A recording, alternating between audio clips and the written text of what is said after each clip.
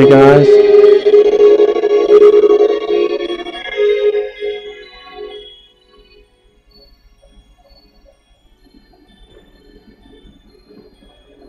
For some reason I can't turn the sound down that much, so I'm gonna have to. I have no idea why I can't turn the sound down. Right, just gonna get set up. You know the drill. Hang on.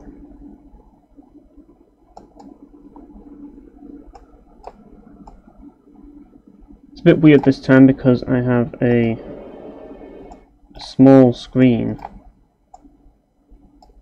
so I can actually read the chat easier, which is actually a good thing. But I just want to move that down a little bit. In fact, what I should do is move this down here so I can actually see what's going on. That'll be easier. Right, let's play Kirby 64 then. That's what I wanted to play next. Because I played enough Curse of Darkness, so yeah. Time to play something else. Right, I started the game a while back, but never really got far in it, and I thought, well, I might as well start again and do a stream, because that way it's something different, you know what I mean?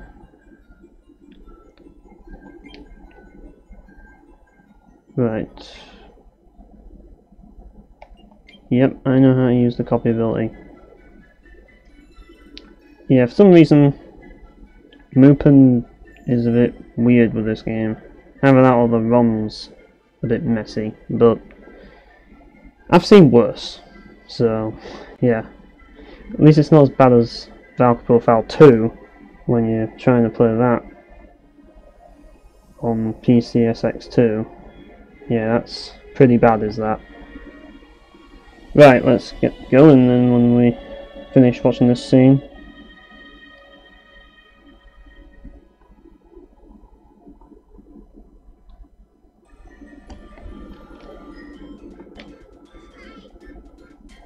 Yeah, as you can see, the first problem that you'll notice is for some reason there's a green border around. I don't know what that's all about.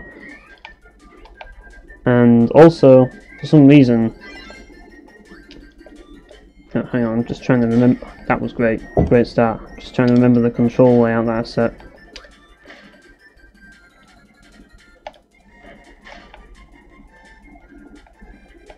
Yeah, I usually end up going with this. Hey, how's it going, Boston Birth? Came just as I began. Right, if I can actually get the thing, that'd be nice. There we go. Hopefully I don't end up losing it to that cutter. And I just fucked it up. Right. This time, let's not fuck it up. Oh, really?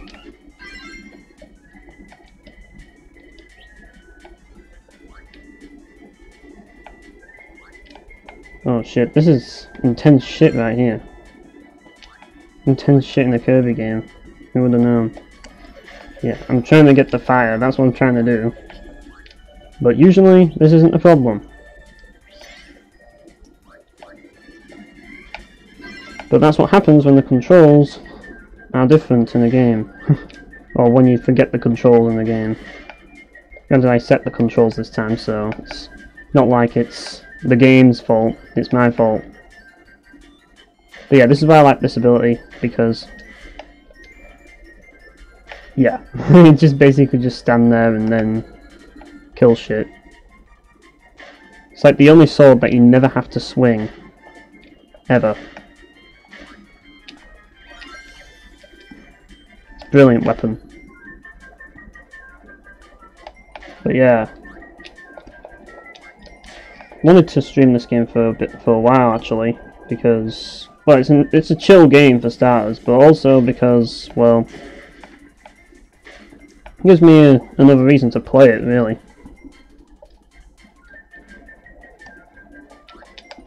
But yeah, I don't know how far I'll get in this one.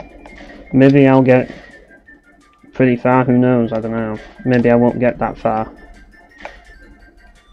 Because, I mean, as much as I was enjoying Curse of Darkness, I did want to move on and do something different. And yeah, that's the thing. It's always the case when you try and finish things, it's like, yeah, you want to do something else, and then it's like, oh, well, now I remember why I don't do full Let's Plays anymore. But, yeah. Oh boy, this fight.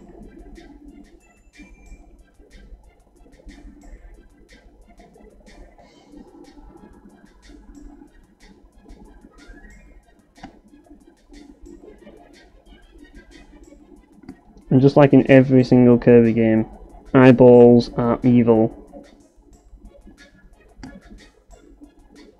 Like, the source of all evil.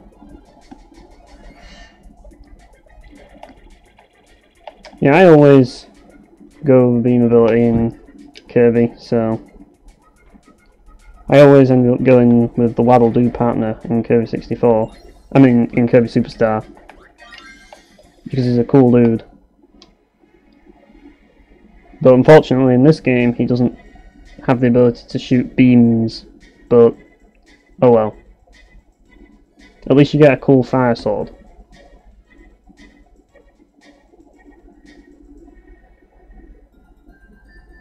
Right, well I get the card. Nope, I got this instead. Doesn't really matter whether I get the card or not anyways, really. I don't remember how many cards I got originally. Like, I remember, as I say, I got the 100%. You kind of have to in this game, but like, I don't know if I managed to get the cards. Like, I got some of them, but I didn't get all of them. I mean, all it comes down to is just playing the levels over and over again. That's all it really comes down to, and it's kind of like a grind to get them all. But other than that, yeah, I don't remember getting all of them.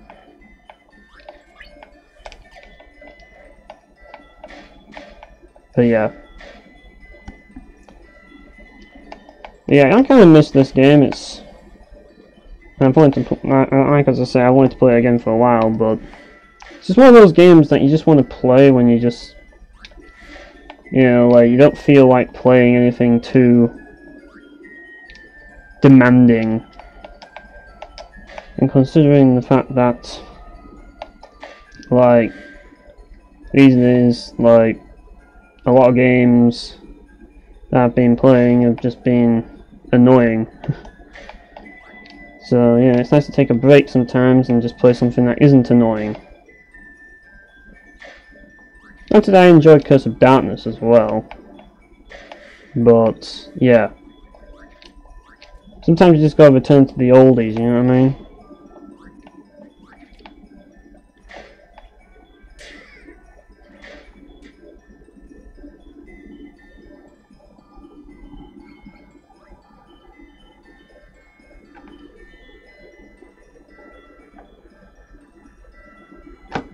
Right, actually I should check the audio, to be honest. I don't even know if there is audio at the moment. Yeah, there is audio.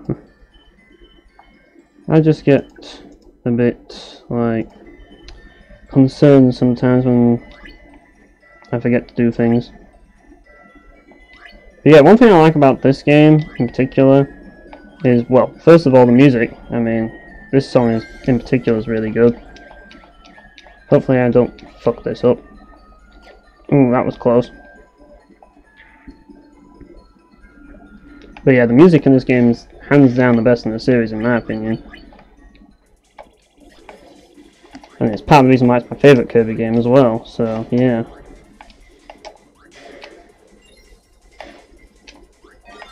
Yeah. This sword is just hands down one of the best weapons ever. It's just like, Kirby's just like, whatever. I'm just gonna stand here and just like wait for the enemy to run into my sword. Yeah. But also it's the case of like sound quality, because as I say, I've had that problem plenty of times as well. Like, I remember trying to stream with Nvidia Share at one point, and it was horrible. Like, all that I had was this horrible buzzing sound, and it was a pain.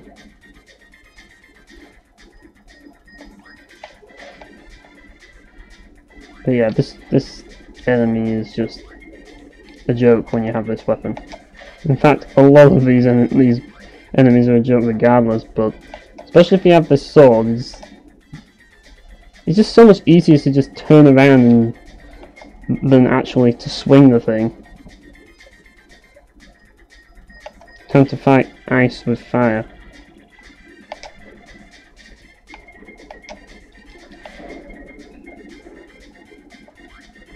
But yeah, it's like,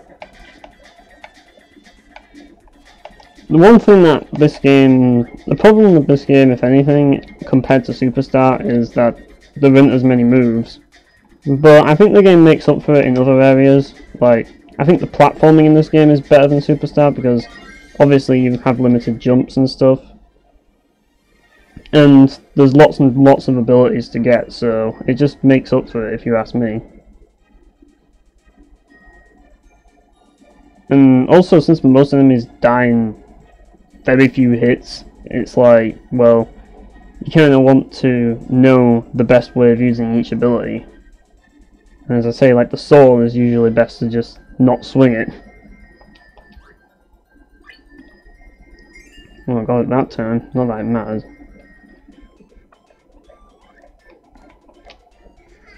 But yeah, this game, despite the fact that it's like a 3D like Kirby game, they didn't really go full on 3D with Kirby, like most games on the N64, so it kind of made this game pretty unique for the Nintendo 64. One thing I like about it is that it doesn't require the awful analog stick that the Nintendo 64 had, and that's kind of what made it one of the more fun games, if you ask me, because it's like, you don't have to worry about dealing with stupid analog. Like, that's the thing, my analog stick on my Nintendo 64 controller is absolutely terrible. Like, it just feels so stiff that it's a pain in the ass to use.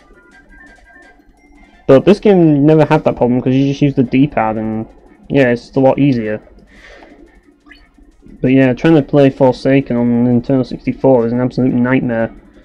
But then again, playing racing games on Nintendo 64 isn't that easy either.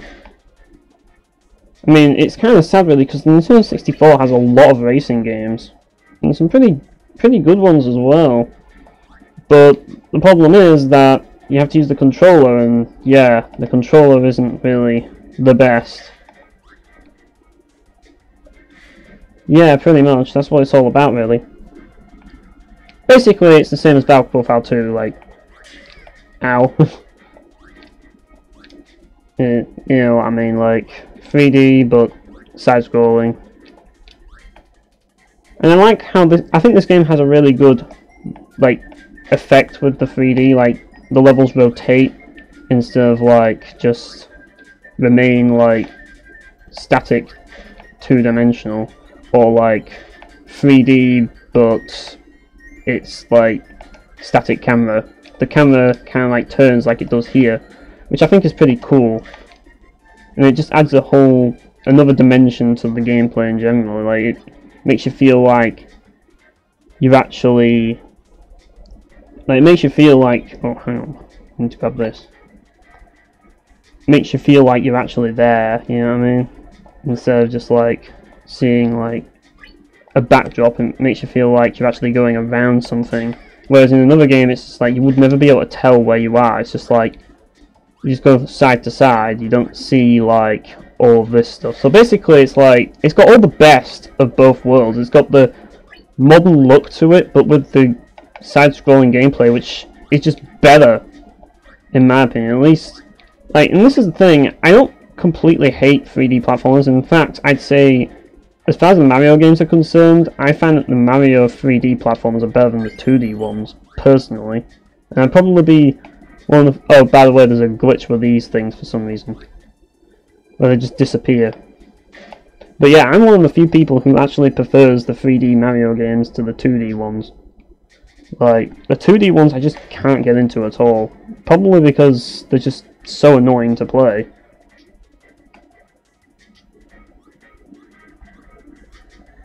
Like...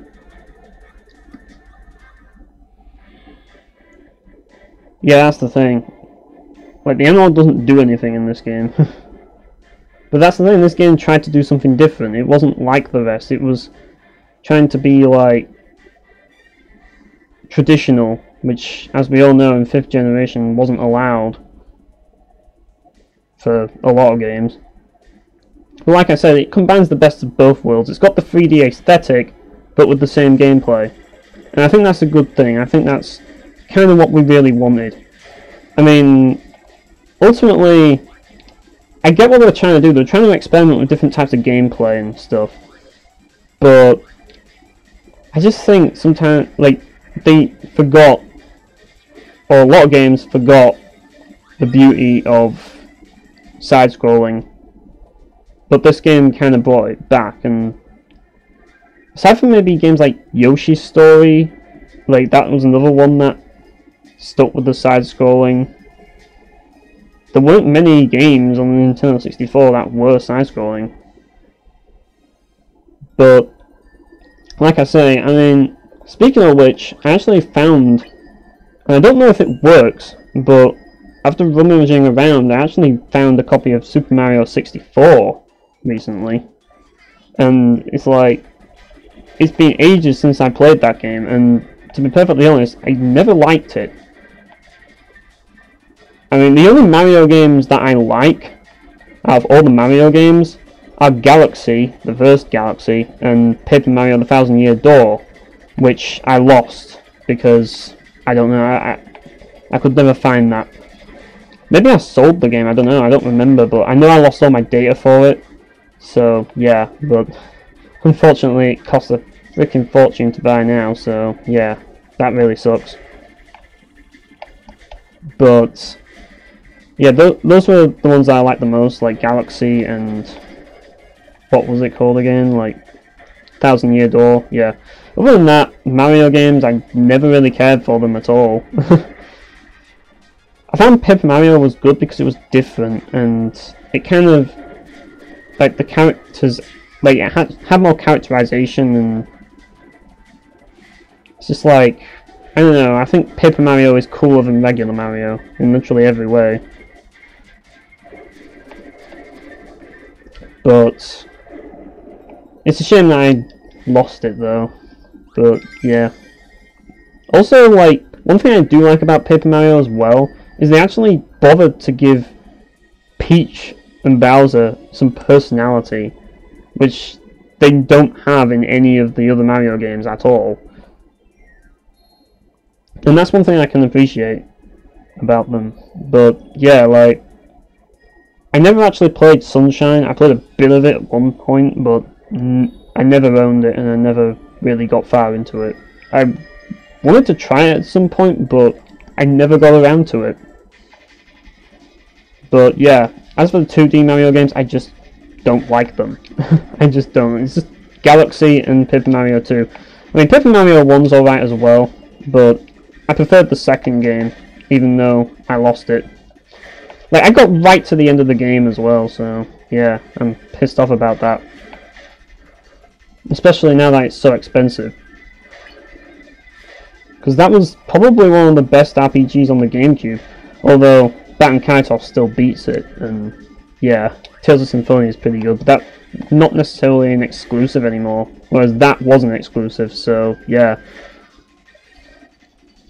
I mean, I'd say that it's probably, and that's the thing, it's difficult to judge between that and Symphonia, because, like, it's been so long since I played it. I'd actually probably say that it's better than Tales of Symphonia, but I just don't remember it enough, because it's been so long since I actually played the game. Like, maybe one day I'll go back to it, but I don't know, it was a good game. I mean, the thing I liked about it, like, Paper Mario 1 felt like typical Mario stuff, but with a twist. that it's an RPG and stuff. It felt more traditional than Paper Mario 1. I never finished it, Paper Mario 1, but I played a bit of it. But Paper Mario 2 was just, like, the Thousand Year Door was just awesome.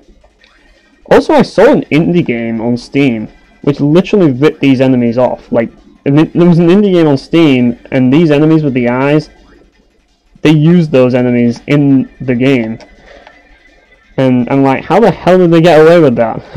Especially considering that Nintendo owned the license to Kirby, so, you know what Nintendo's like when it comes to stealing their property. Oh shit, I should probably get rid of that. Yeah, this is one of my favourite tracks in the game, just because it's full of energy, and just gets you pumped up.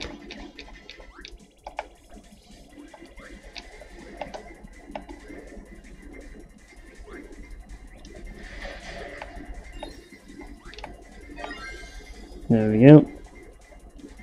But yeah, like my favourite tracks, like this is definitely one of them. Like Rockstar has a lot of good music, particularly the first few levels. But yeah, this game has a good soundtrack in general. Like, definitely one of my favourites. I mean, after all, this is my favourite Nintendo 64 game, so... which kind of goes without saying, but... the music is part of the reason why. I mean, yeah, you've got games like F-Zero X and Star Fox 64, but...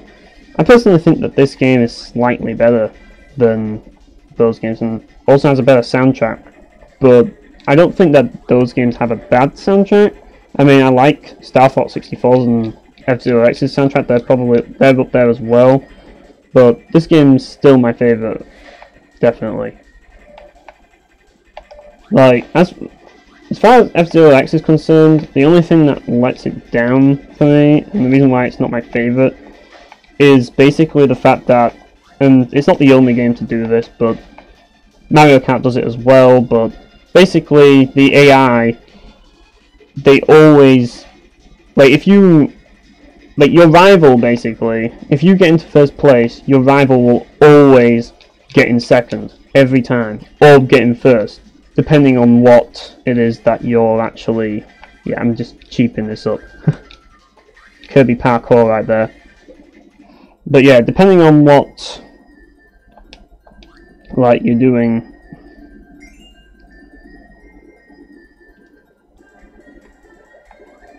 Oh, I lost my train of thought there. Oh, that's it. Like, basically, depending on what place you came in the race, depends on whether they'll be in first or second, obviously. If you got first, then they'll be second. If you got second, they'll be first. Or you got last, they'll be first. You know what I mean? They always get in top position every time. It's always the same ones that get into top position, and it's a pain in the ass. Like, I really wish that they didn't do that in F-Zero X. But other than that, I think, as I say, F-Zero X is awesome. It's just that's the one reason why I prefer F-Zero GX to X, and why it's not my favourite game on the N64. It's still a good game though, I mean, definitely one of the better racing games out there, and it's really fun, but I just think the AI is just unfair. Whereas in F-Zero GX, the AI, a lot of people would say they're unfair, but really they are actually fair, because they don't always get into, like, first position all the time. Yeah, I probably should float up here because of these rocks. Play it safe.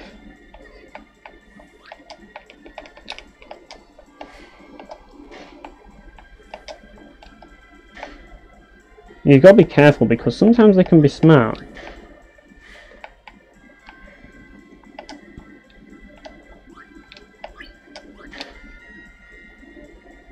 Sometimes they like to jump further ahead.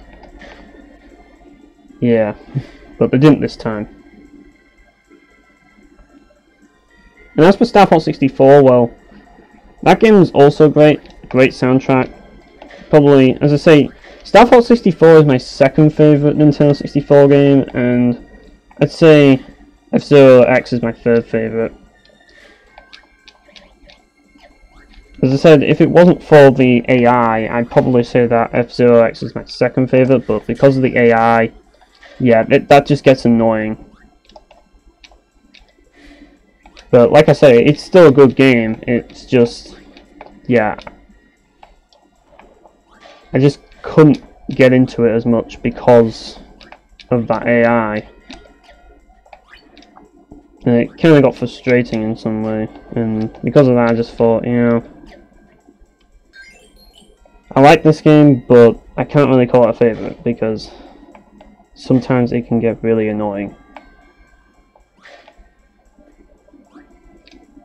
And really it is a flaw with F-Zero X.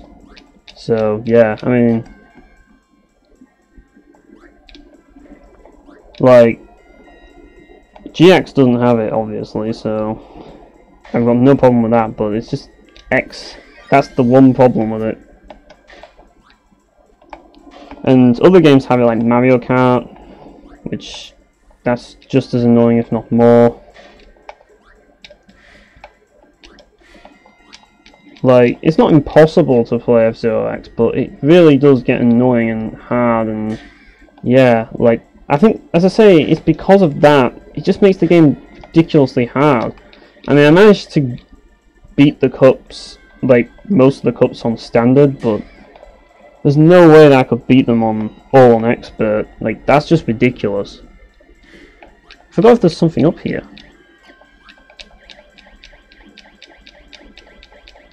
It'd be interesting to see. No, nothing.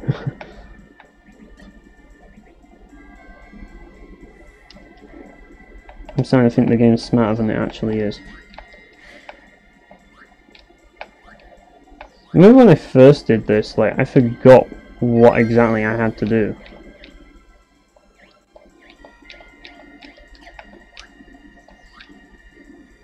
But yeah, this is another one of my favourite tracks in the game as well. This game has a lot of great music, that's one thing I'll definitely say. My advice, don't step on those.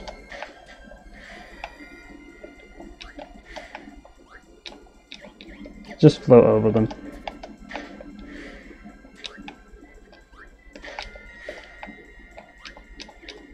Forget what's there. Oh yeah. Yeah, you can see, you don't want to get crushed by those things. Yeah, I gotta use my sword skills here. Of course it is.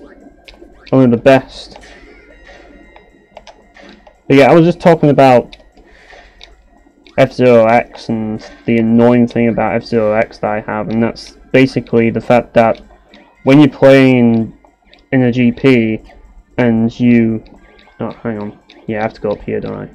When you're in a GP and you're up against like the enemy AI, as I say, when you're racing against, like, when you win, the person in second will get second next race, or either that, or they'll get first if you're in if you're not in first place, then they'll get in first. And it just annoys me how it's always the same people who get in top position every single time. And that's the one thing. That's one of the main reasons why it's not my favourite Nintendo 64 game, because of that. If it wasn't for that, then it'd probably be my second favourite, but it's my third favourite. Because this is my favourite Nintendo 64 game. And Star Fox 64 is my second favourite. Oh shit, we're on low health now. This is bad. Hopefully I can get the tomato.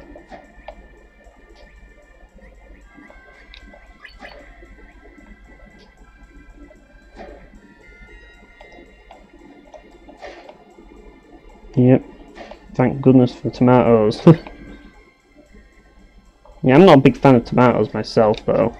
I just find it very sickly. Right, how to make things taste awful. Put tomato in it. I don't... Like, here's the thing. I can tolerate tomato. I'm not completely against a bit of tomato flavouring, but I'm just not a fan of it, ultimately. Like, I'd just rather not have it, if that makes sense. And in some things, like, for example, in curries, tomato just doesn't work. Like, it just makes things awful and just sour and ugh. can't do with that shit. Like, if you want to make a good curry, you want to make it nice and creamy, you want to add some nuts to it. I forgot, is there actually a crystal shard around here? Yes, there is. Grab it. But yeah, it's down here somewhere. The tomatoes just absolutely suck. But that's why Kirby likes them, because Kirby sucks as well, so... But... yeah, that's the thing about Nintendo 64 games, like... it's difficult with Nintendo 64 to find games that I want to play. Despite the fact that I always wanted to own one as a kid, and now I finally do, it's kind of like... well... what Nintendo 64 game do I want to play? A lot of them are just like these platformers like Banjo-Kazooie and stuff, and it's just like all these rare games that just have all these like 3D platforming and stuff, and it's just like, I get how people can like them. Like back in the day, like I'm sure that was a like, oh shit, I can see why people like them, but it doesn't seem like fun to me, because the thing about those games, and that's one thing I liked about Super Mario Galaxy over Super Mario 64, is you get lost in them so much. Like in Super Mario Galaxy, I found that the level design was a lot more straightforward, whereas Super Mario 64, the levels were just confusing and just annoying because of it. Yeah, I was talking about Super Mario 64 as well, because I recently found that game when I was hunting for stuff. And yeah, I don't know if it still works, because it was on a... it seems to have been dusty, but I don't know. But I wasn't really a big fan of Super Mario 64, because it's just too complicated to know what the hell you have to do. Well, that's the thing, it has a lot of good racing games, but there's a problem about that. The problem with racing games on the Nintendo 64 is you have to use the analog stick, and that's what I've been ranting about as well, like the analog stick. And one of the reasons why this is my favourite Nintendo 64 game is the fact that it doesn't use the analog stick. That's one of the reasons, but it's not the only reason, obviously. I mean, it's an awesome game. But the fact that it doesn't use the analog stick just makes it so much better, because that analog stick was just horrendous. Like, as I say, I have Top Gear Overdrive on Nintendo 64, and that's fun and all, but trying to control the car with the freaking controls is an absolute nightmare. Like, it really is. But it's definitely a fun game for its time. I mean, I also have Extreme G's 2. Like, how are you supposed to play Extreme G's 2? Oh shit, I should have gone down the other one. Fuck. Yeah, how are you supposed to play Extreme G's 2? I have no idea. Like, that game is so fast-paced and requires so much precision turning. It's ridiculous. I mean, more so than F-Zero X. Like, even Extreme G's on the freaking GameCube, which I also have, is just ridiculously hard. I just don't know how anyone can get through those games at all. Like, just ridiculous. Oh, here comes the end line.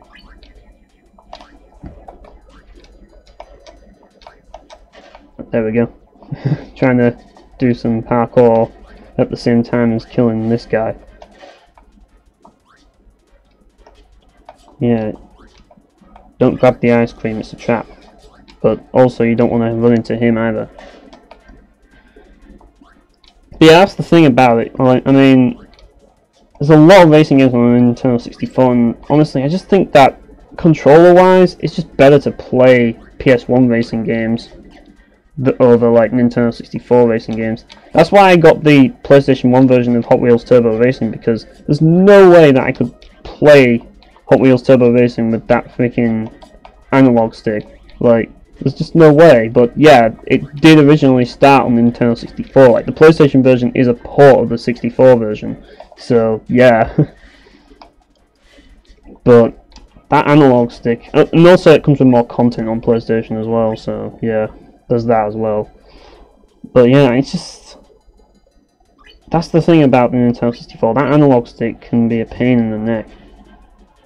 I mean, I like the console and all, but as I say, this game is the best on it in my opinion, for lots and lots of reasons. Obviously, the music's amazing.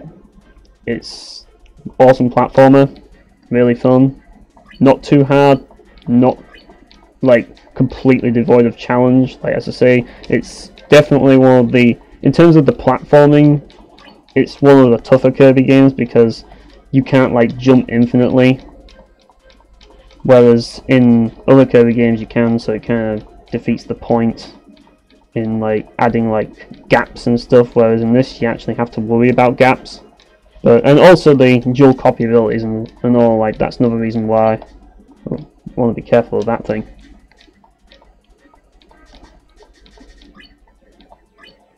Alright, see you. Oh, yeah. Are you off, Boston? I don't know. Like, you seem to be saying that you're off to work. I don't know.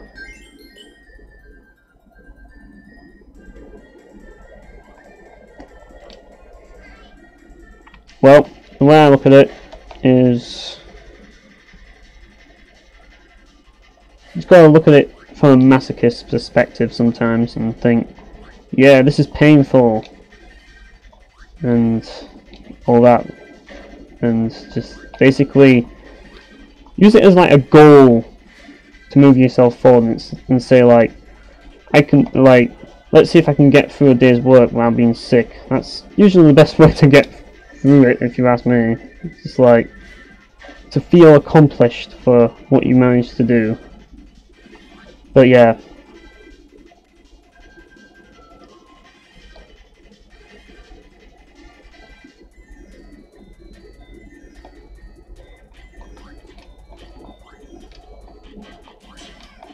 I mean, I don't know if you can take sick pay or sick day off or something, I don't know, but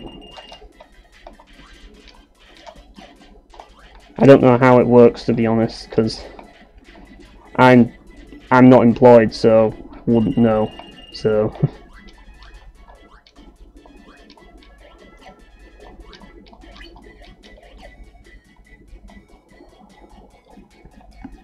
but yeah, it sucks to be sick.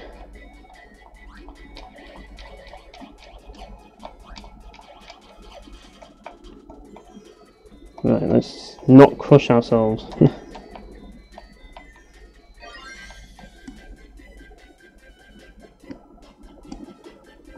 yeah, that's generally how I look at things. It's just like, alright, I don't know, that's the thing. Yeah, I understand you, what you mean.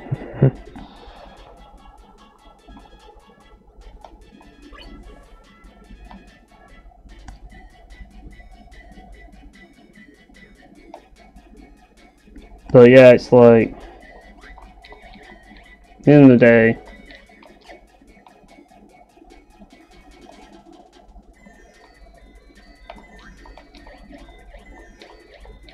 just gotta look at it with a different mindset. That's the way I look at it, like, and just think that, yeah, you're ill, but it's like, if you can get a day done working when you're ill, then it's a bonus. Unless your health's crippling, at least.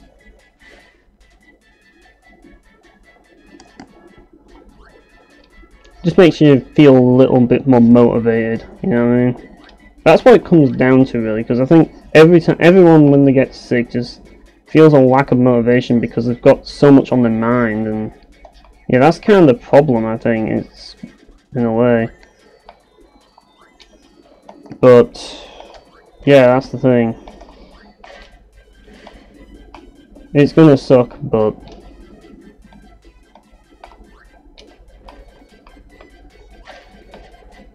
having a different mindset helps, let's put it that way. Especially if you can't get away from it at all, you know what I mean? If you don't really have a choice in the matter, then... yeah, best Kirby. Right, if you haven't got a choice, then you might as well. You know what I mean? It's like, sometimes, like, when I'm at work, I just basically pretend that I'm playing an MMORPG and I'm grinding levels. Like, I just have that weird mindset. It's just like, oh yeah, like, I'm doing this tedious, monotonous task for, like, so many hours, you know, and I'm pretending that I'm actually gaining experience and leveling up as I do it. That's how I get through it.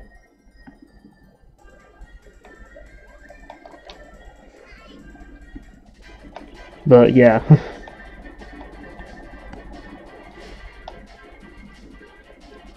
Yeah, I think that's basically the thing. It's all about mindset. That's the way I see it.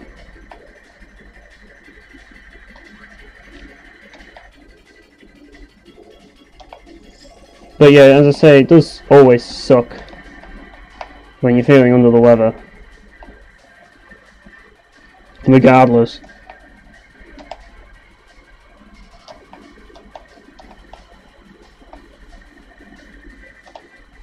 Oh shit, this is intense shit right here. Oh god, this bit's annoying.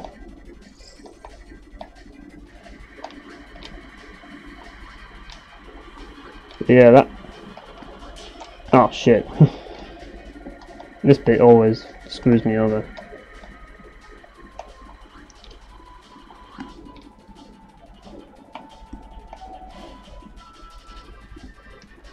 Right.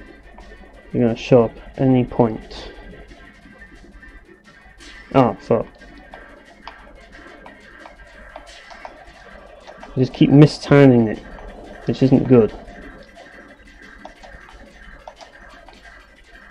Probably better to do it like this.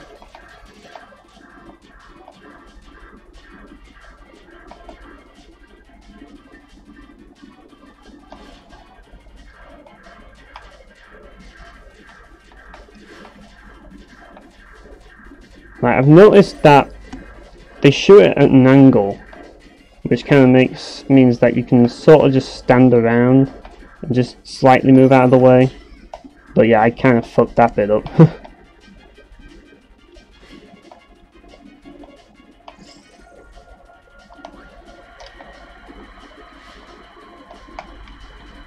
Oh shit.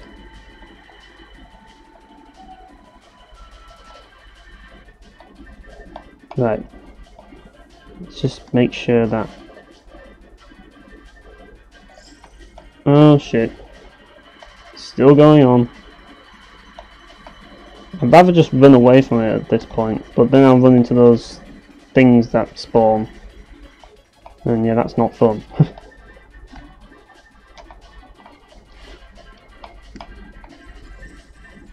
Oh shit. Yeah, this bit... I don't remember this boss that much, to be honest. I think it's a lot easier when you're actually not using copy abilities, to be honest. Oh, we got him. In the end. But yeah. I also think the best thing to do is probably have a good rest before you actually do go to work. So if you've asked me, Bossenberg, my recommendation is, instead of watching this stream, to take a nap, to be honest, if you're not feeling well. That way when you are like ready for work, then at least you won't feel, at least you'll have had some rest, you know what I mean?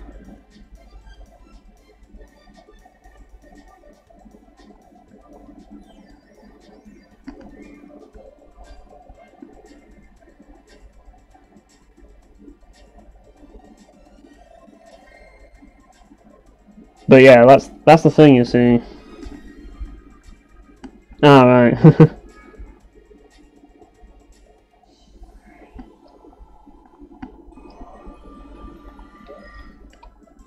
But yeah, that's kind of just the way I'm wired, though. As I say, like,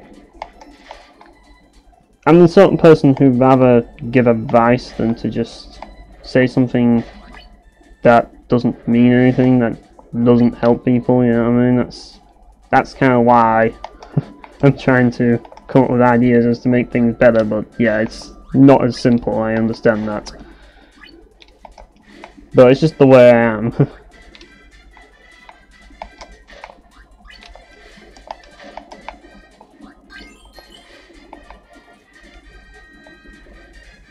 But yeah, kind of forgot this level. Is this the one with the coconuts, I think? Yeah.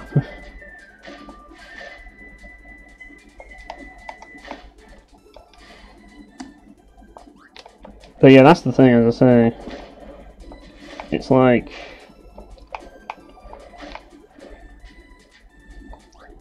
I'm not the sort of person who's good when it comes to saying things like, you know, it'll be alright and stuff like that. It's just like, it won't be, you know what I mean? I've just kind of got that practical mindset that's just like, I'd rather be like more helpful than try to actually sugarcoat things, you know what I mean? Because I personally just see that as pointless if you just like sugarcoating.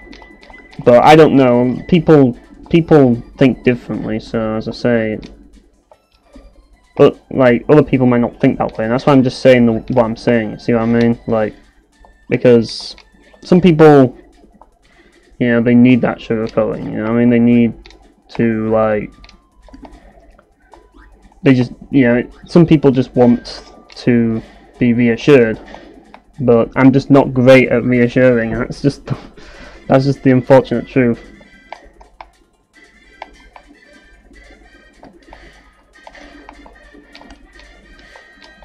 Oh shit.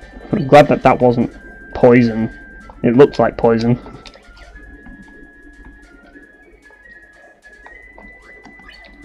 Yeah, I do it the cheap way. Like, these things are slow anyways, as it is.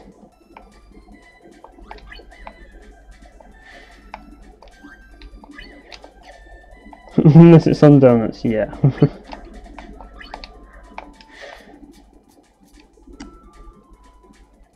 But yeah, I'm not into it either. Like,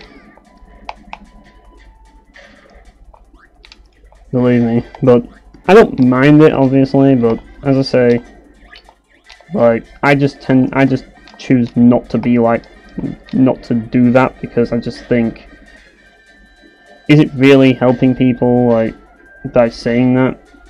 I don't know. I suppose it depends on the situation, but like, ultimately, I'd just rather get the situation sorted out. You know what I mean?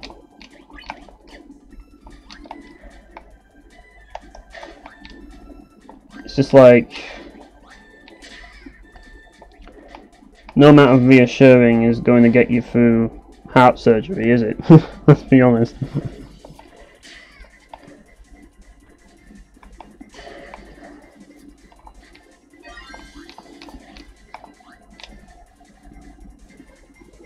But at the same time, you know, like, there's only so much that you can do in that sense.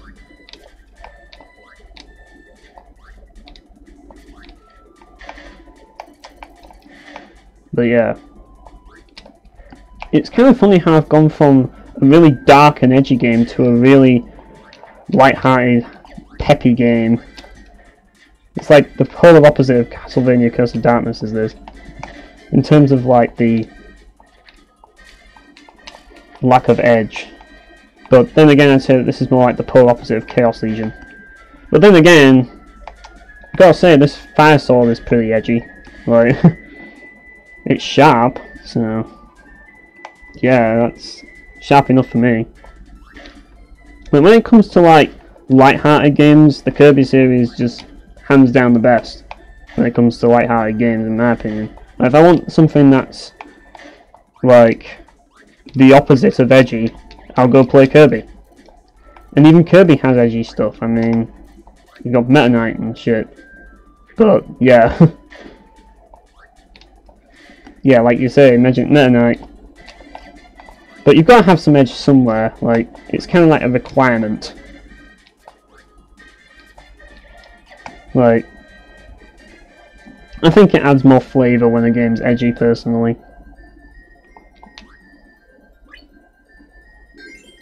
Yeah, I'm getting plenty of lives. Might as well get lives instead because, as I say, it is a stream. Right. This one's a fun one, if I recall. The raft level. Oh shit. Pulled it out at the wrong time. Like, this sword is just too good. It really is. And he had a Spanish accent as well. Which is weird. At least in the English dub.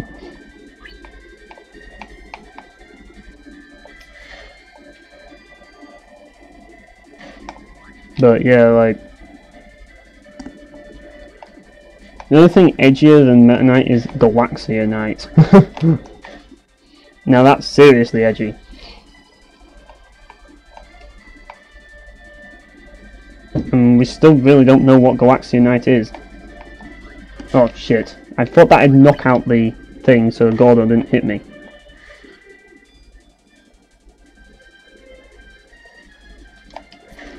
But yeah, that's one of the few animes that I've watched, is the Kirby anime, of all things. But as I say, I mostly watched it in Japanese, because I don't think I managed to find all of them on YouTube to actually see it in English.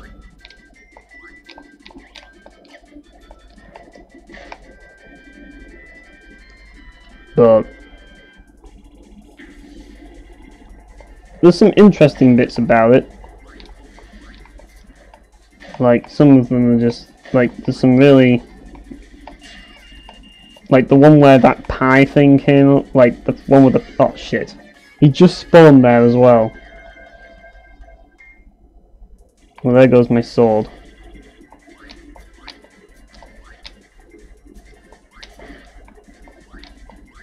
Right, hang on.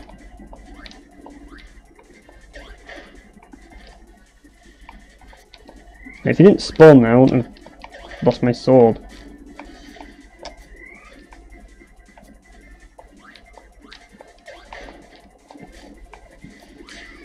Fuck.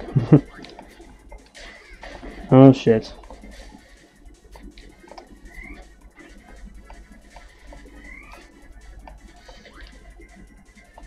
Right, there we go. Yeah, I want to just go down.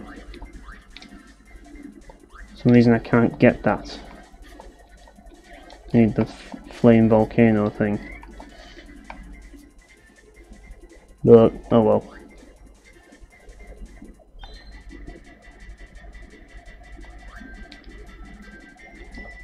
Oh, here we go, the raft section. At least this section is more forgiving than the freaking minecart section in Donkey Kong Country. Fuck that section, like, that's the one thing that stopped me playing Donkey Kong Country. That freaking minecart section, like, whoever designed that section is sadistic. Like, that is all. Like, Kirby's the game that you play if you're bad at platformers, basically. And I am bad at platformers. But, like, I mean, that's the thing, Donkey Kong Country is kind of weird because it's not necessarily hard aside from those levels. Like, mainly because there's no time limit, so you can kind of take your time, and it is quite fun when you're not doing those minecart levels. But those minecart levels just really suck.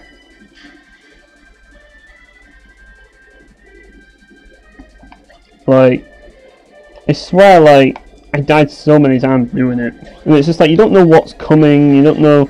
It's all trial and error, and even then, like, you have to do perfect jumps at certain points if you want to do it right, and it's just, ugh, just fuck that shit.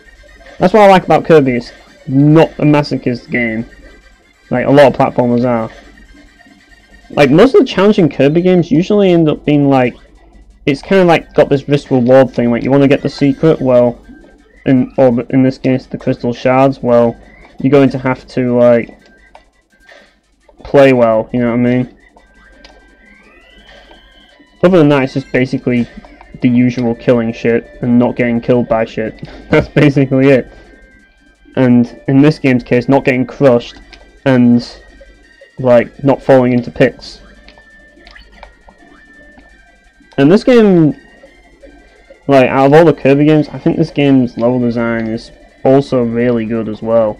Like, not to say that other Kirby games have bad level design, they do, it's just that this game has really good level design. I really like it. Like, there's some really interesting levels in this game. Both aesthetically and not aesthetically. Like, as I say, I like the 2.3D effects. Like, it's got that picture book look to it. That's what I like about it. Like, the aesthetic is awesome. But also just, like, the structure of the levels as well. Like, I just like it, how it just kind of feels natural. If you know what I mean, like, it's not afraid to throw some challenging sections at you, but at the same time, it's never too challenging to the point that you just get pissed off. But yeah, like, Kirby's Adventure Wii was good. I liked that game as well. That was probably the best game in 2011. No, it was the best game in 2011, because every other game was shit in 2011. I can't think of one game in 2011 that wasn't shit except Kirby's Adventure Wii, so it wins the award Game of the Year 2011 by a mile. Because that was the only redeeming game of 2011. Like, I literally couldn't give a shit about anything else released in 2011. It's a shit year. Like, it basically saved 2011, even though 2011 was doomed to begin with. It's like, that was the beginning of the end for games at the time. And now the trees are growing because of the emulator.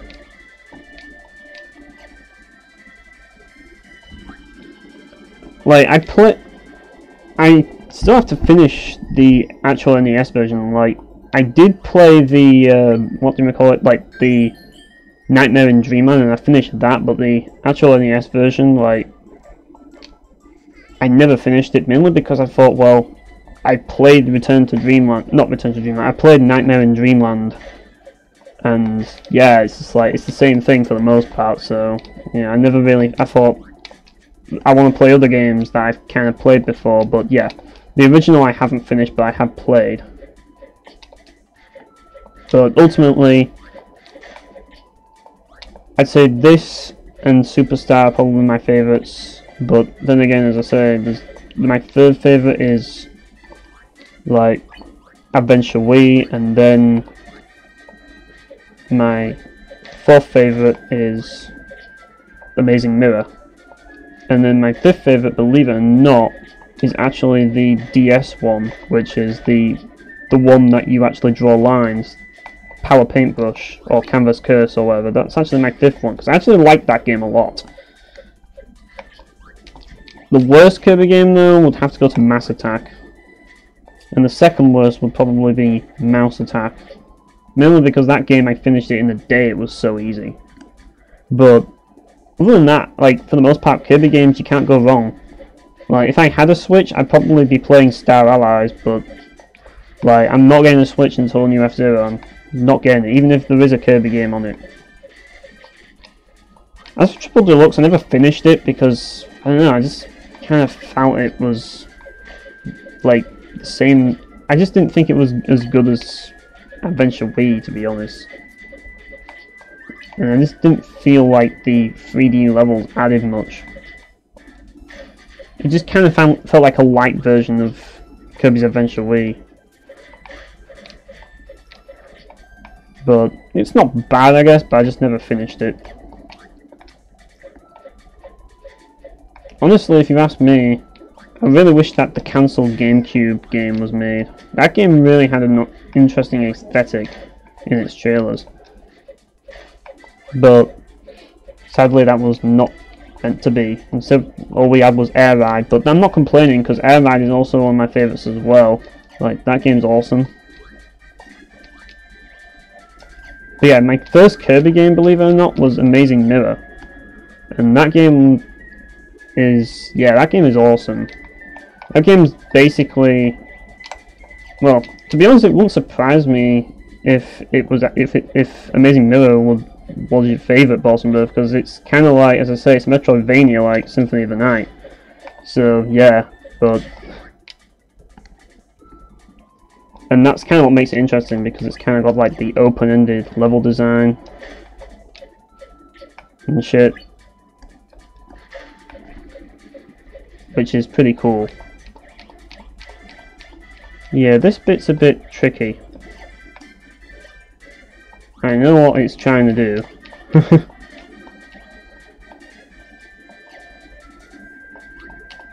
So I'm going to jump over those planks. So the game, you know, it's showing you what it's going to do, so it's going to shoot those planks up and hit the Gordo. That's what it's going to do. I forgot what those power-ups make. I really should probably try that. But yeah, GameCube, like, the GameCube was awesome as it was, like, considering how awesome the GameCube was, like, you know that a Kirby game on the GameCube would have been awesome, like, a proper Kirby game, although Air Ride, as I say, was awesome as well. Like, that's one game that is, in terms of consistent quality, like, the Kirby series is probably the most consistent when it comes to quality, if you ask me. Like, aside from Mass Attack and, like, I didn't play Epic Yarn though, but aside from Mass Attack, I've never played a Kirby game that's bad. But Mass Attack was just trash. Like, I don't get it. Like, what the fuck?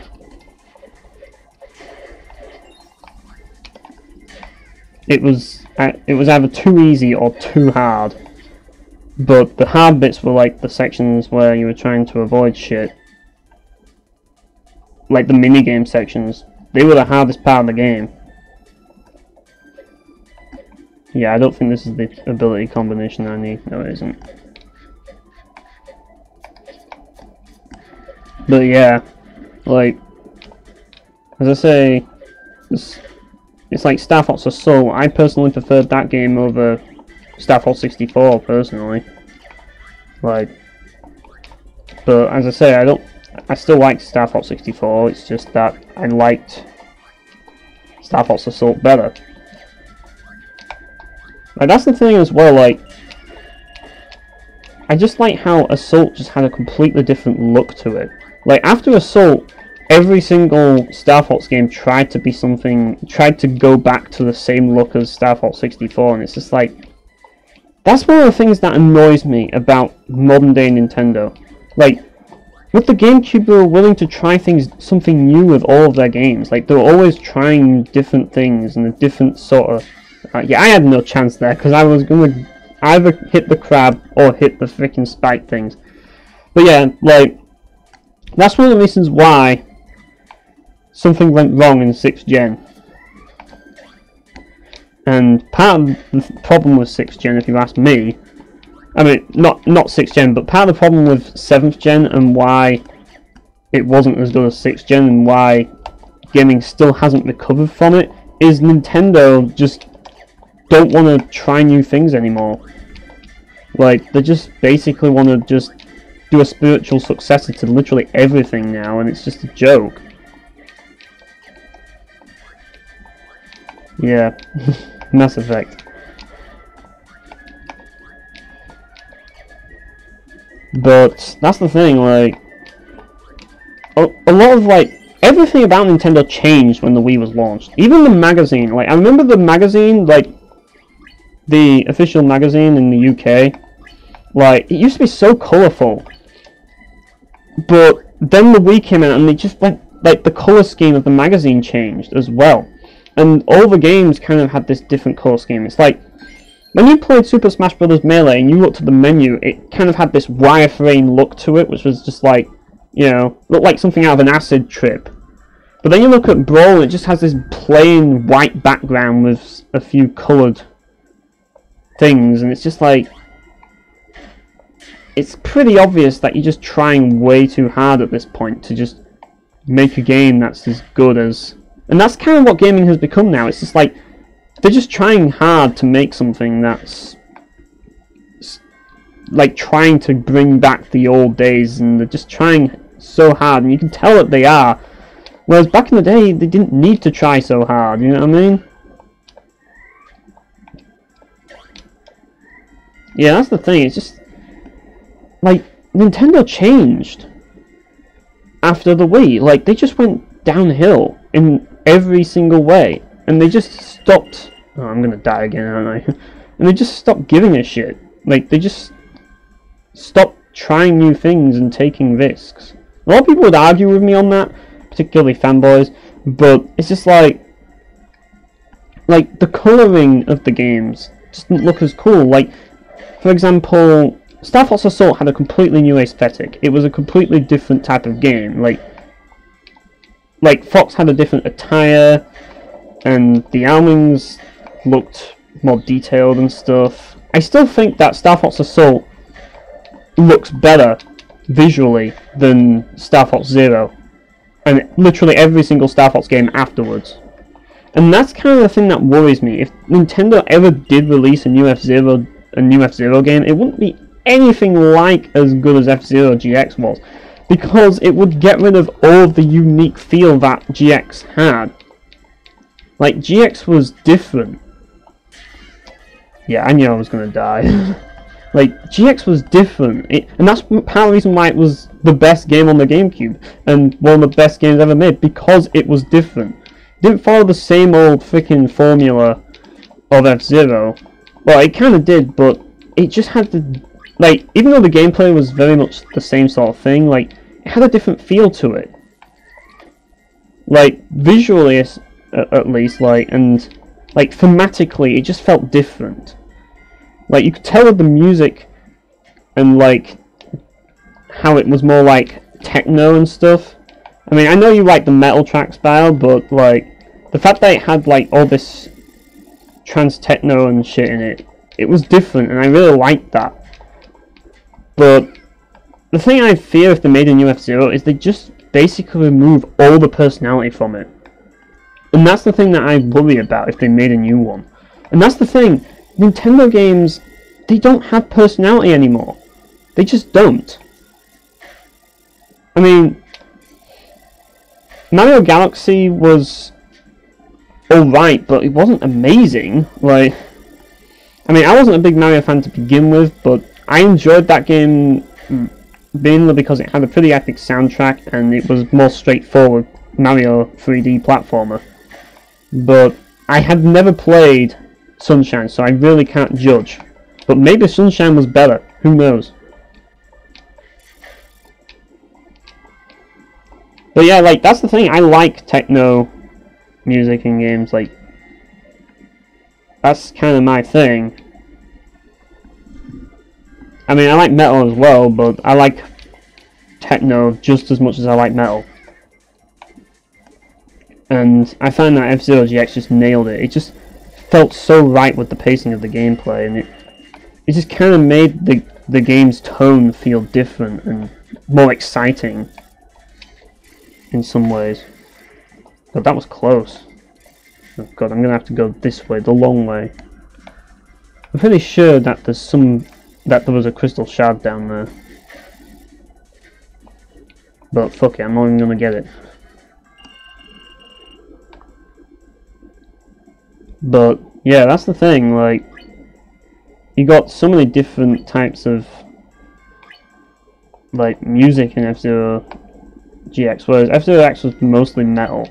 And that's not a bad thing, because metal's good, but I just like how GX, like, was willing to try something else and have, like, more techno soundtrack. I just thought that was cool, and it really fit with the pacing of the game. I would argue that as good as the music in F-Zero X is, it fit the pacing better, did the techno music, because I mean F-Zero is a futuristic racing game, and like in the future, you know, techno works with futuristic settings, especially in games where you're going at like ridiculously high speeds. Like, it's the perfect genre of music to use. I mean, metal music is great as well, but like metal music is perfect for games like first-person shooters, for example, and stuff like that. But it's like, when it comes to a high-speed racing game, yes, metal's good, and it still works well, but techno is even better, I would argue.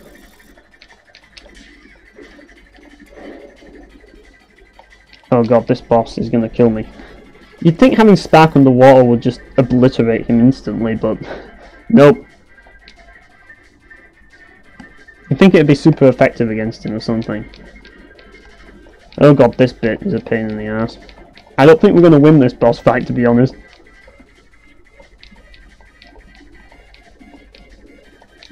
But yeah, like, I guess so, like, I mean, I get kind of that, you know, like, Wipeout and that lot use a lot of techno and stuff, and you're probably thinking, like, yeah, I knew I was gonna die to that.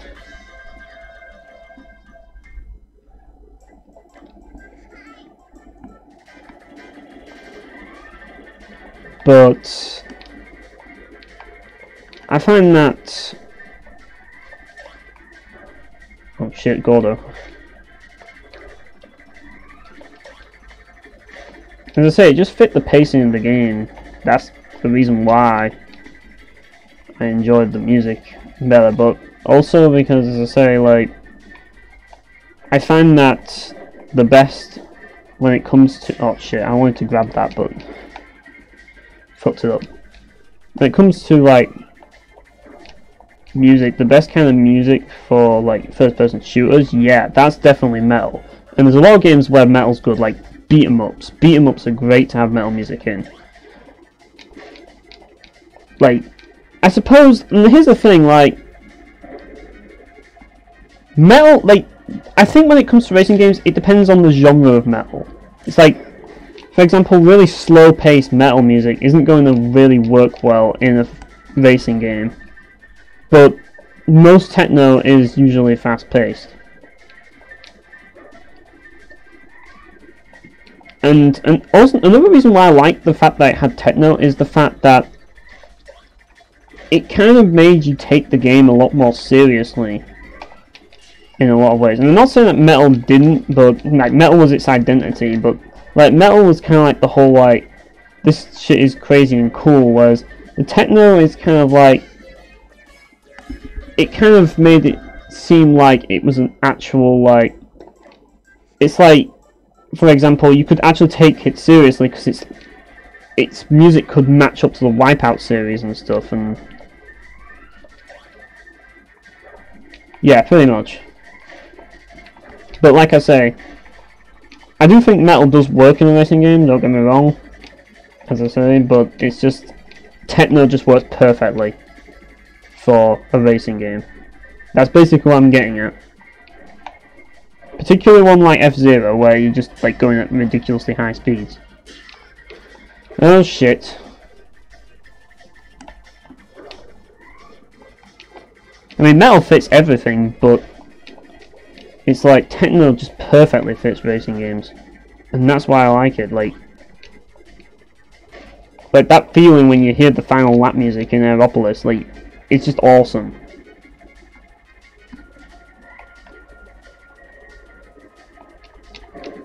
Oh, shit, this is a pain in the ass, is getting this rock. I should probably just grab the stuff, not the Gordo, the stuff that he like shoves out of his mouth. Oh, great, he summoned another Gordo. Where does he keep all these Gordos in his mouth? Like, seriously.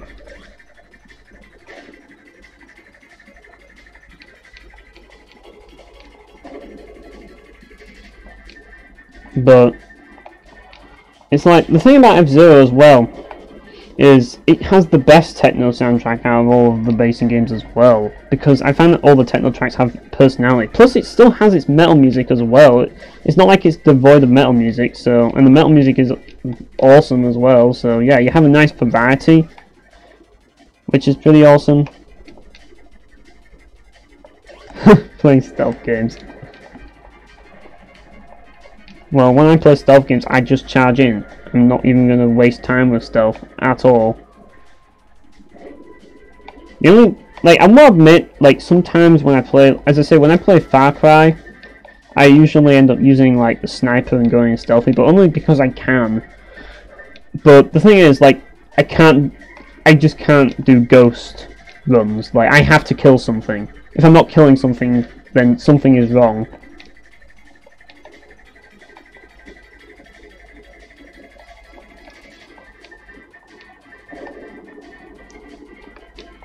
Yeah.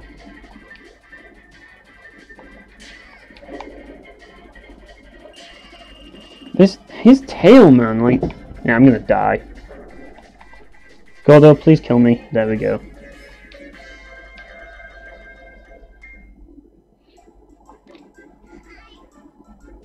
Yeah, I'm trying to think of games that, like other genres that work with. Like, as I say, metal and techno are great. Like, for anything.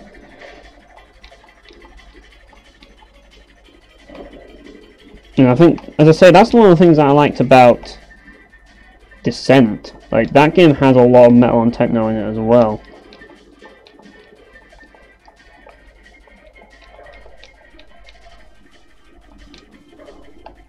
But, like I say, that's what I like. I like a combination of the two. Have both metal and techno. That's not to say, as I say, like, a soundtrack which is just metal is bad. Because, you know, Painkiller's soundtrack is amazing. It's just that if you have techno, it just makes it better. But it depends on the game, obviously. I was trying to avoid it. Without underwater control. Yeah.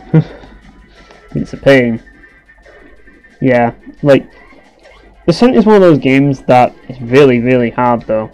I still haven't finished it, because it's ridiculously hard. But it has a really good soundtrack.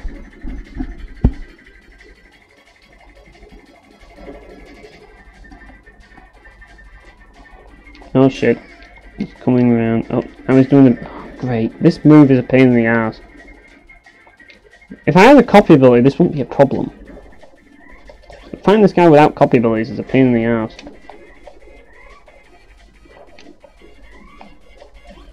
Especially since there's two phases to him.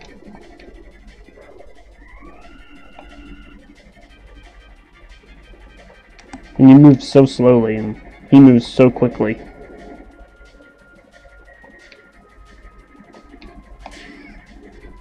Ow. Yeah, can you hit him, please?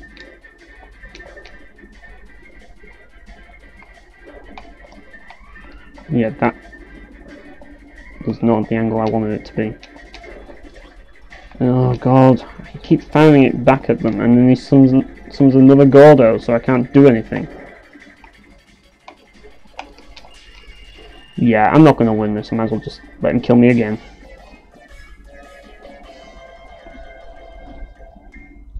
Right, let's not get hit by his... Let's try and kill him quickly here.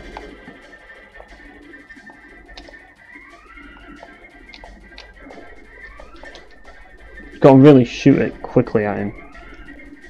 I fucked that up.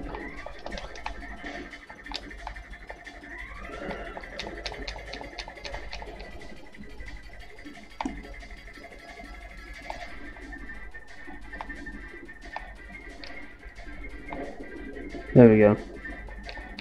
Right, oh shit, every time! Like, he comes back from that side. Right. Alright, see you then. See you about, like, 5 minutes. Oh, crap. Trying not to get hit by the Gordo.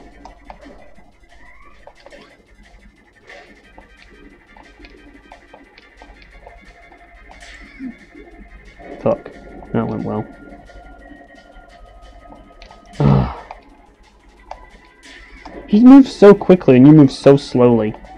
That's the problem. Like, finding this guy with copy abilities isn't too difficult, but when you find him without, it's a freaking nightmare. Because he just takes so long to kill, and sometimes he summons Gordos instead of those freaking skulls, so you might as well just kill yourself when you run out of health.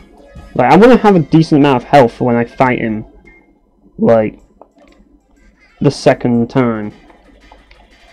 Now, if I die to this one, I'm just going to go backtrack and get a copy ability, because I don't want to waste any more time. Because this guy's a bitch to kill without one.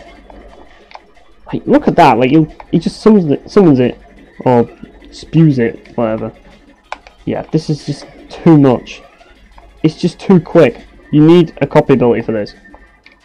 Unless you're a masochist and you want to have a hard time. You really need a copy ability. It wouldn't be so bad if you did a lot of damage with them, but you don't.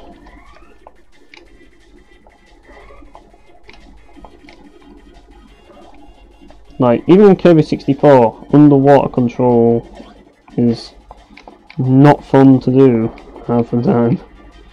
But it could be worse, it could be like Legend of Zelda, Ocarina of Time.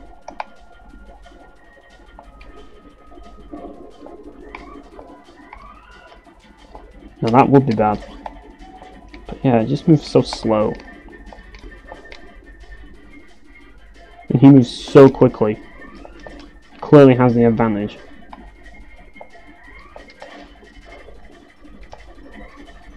I want to hit him, but he keeps moving up and down. Oh, hang on a minute, I got a copy ability here. If I knew that, I wouldn't have had a problem, but unfortunately...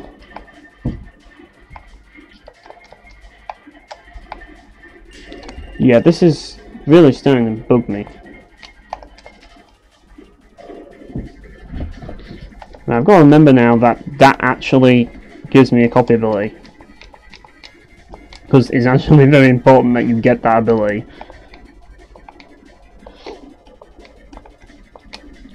This bit is never fun.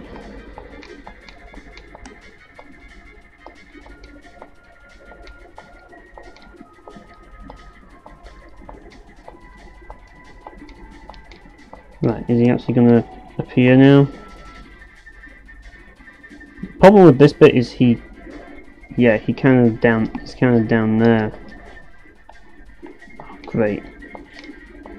And also have to deal with other enemies as well.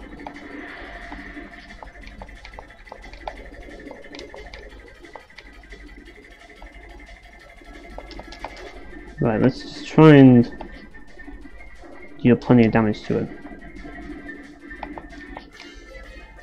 And somehow I died there. I don't know how I died there at all. I didn't know it was possible to die like that, but apparently it is.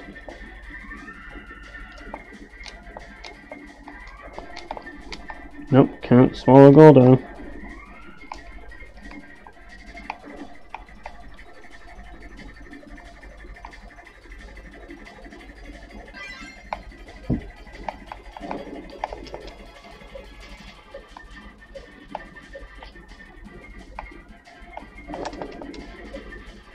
Completely missed him again.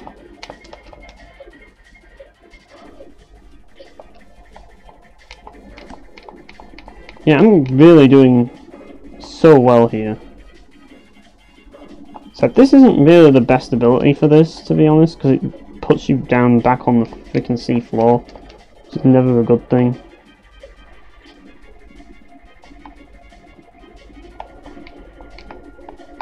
Right, where is he coming from? That side. Right. I need the double one. That would make things so much easier.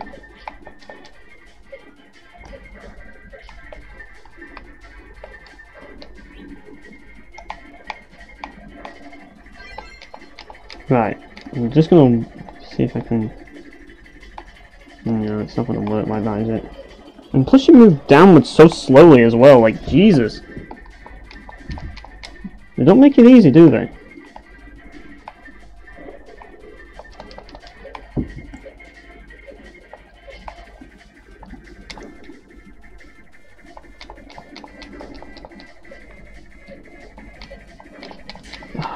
God, if you want for that Gordo... It's the thing, it's not really the best way of doing this. This is not the best ability for all this. Yeah. That was close. Now I have to get over here. And quickly. And not get crushed by rocks. I forget if those rocks can actually damage you, to be honest.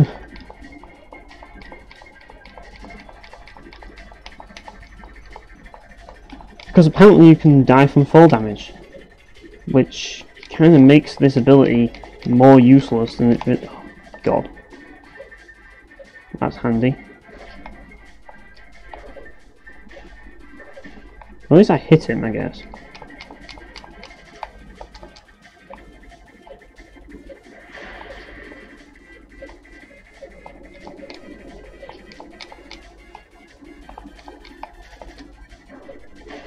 I think you can actually get the bomb ability here as well.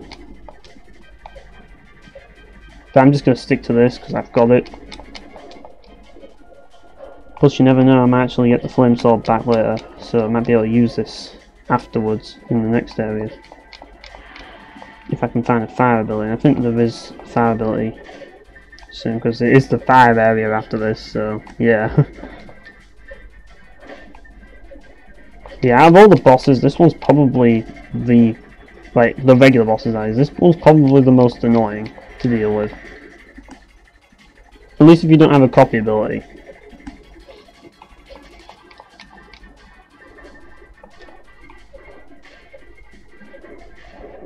There we go, finally. Took long enough.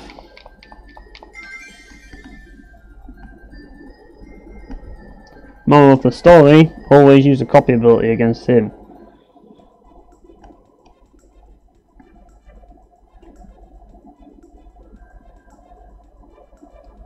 But the next area will have a fire pickup, which will be handy. The way I look at it is, if I actually manage to get through this game, I won't be doing the final boss, obviously. That's basically one thing I definitely won't be doing. Because I'm not getting all the Crystal Shards in a stream. Fuck that.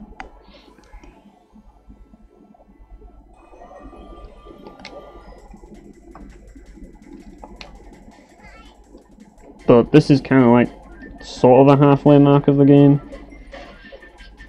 Oh god, it's arrow thing. Now, if I recall, maybe not, because there are some like pits here that have spikes, if I recall. Right, but I don't remember where they are. Ah, there they are. Yeah, this is a jungle bit.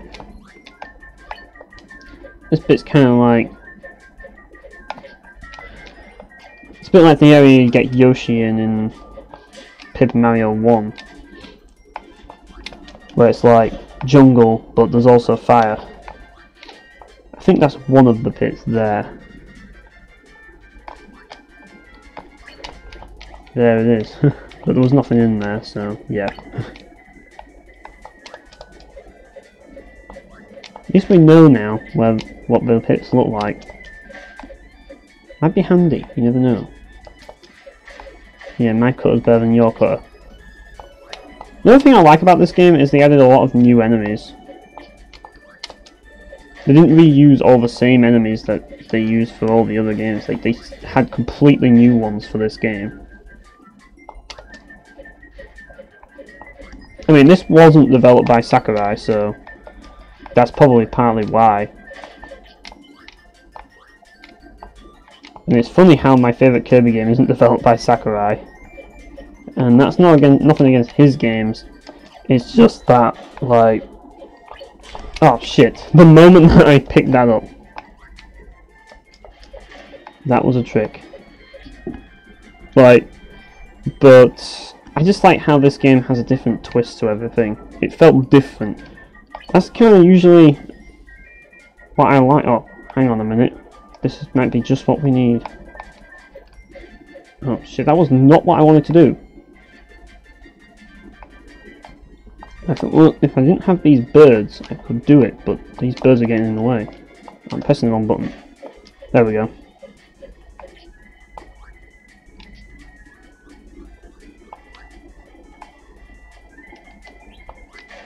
Oh, really?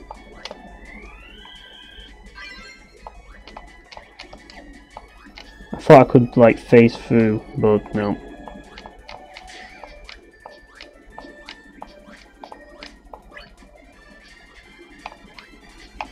Right, that's the mission of the day, people. Get the flame sword. Reclaim the legendary flame sword. Oh great, now I'm gonna get killed by this freaking spear thing. Just because I'm so desperate to get that sword.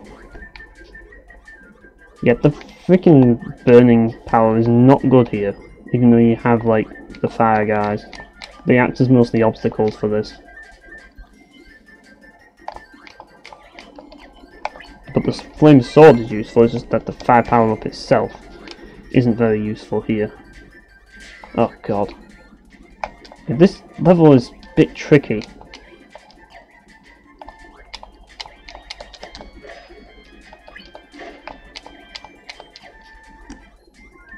Definitely one of the more complicated levels in the game.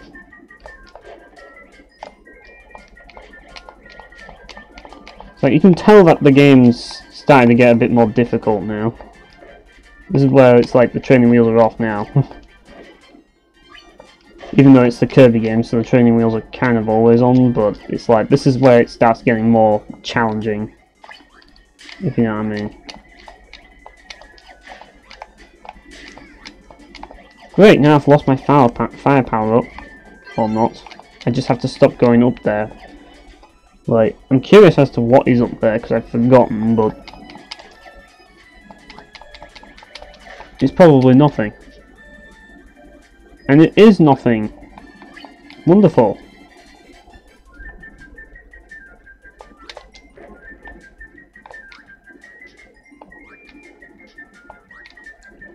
Now this is weird. If you put it in an emulator, for some reason the perspective just completely goes messed up. And it's just like, well, like some of the vines are like further ahead of you. Like, it fucks the perspective, does the freaking emulator, which is weird.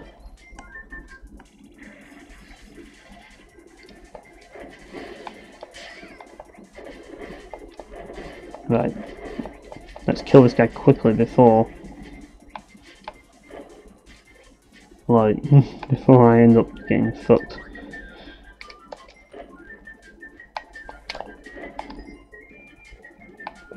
I remember having trouble with this bit. Now I'm remembering why I had trouble with this bit. Oh, that's great.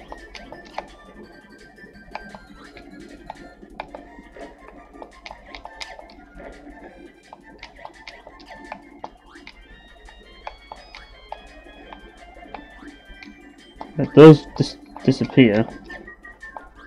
So it's like you gotta do some parkour here. Well, at least it's not Castlevania 4 level of hard. And you know, when I say Castlevania 4 is hard, you know that I'm terrible at platformers.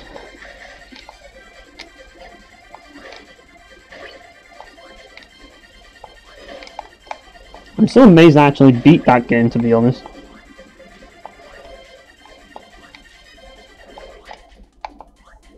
Especially that bit in the treasury.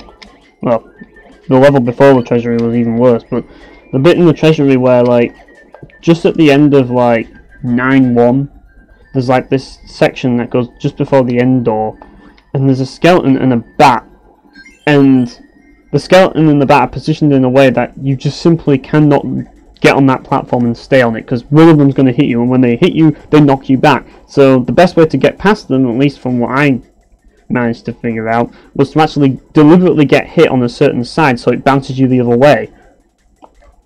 And there's also this jump that you had to do, and I have no idea how I managed to do it.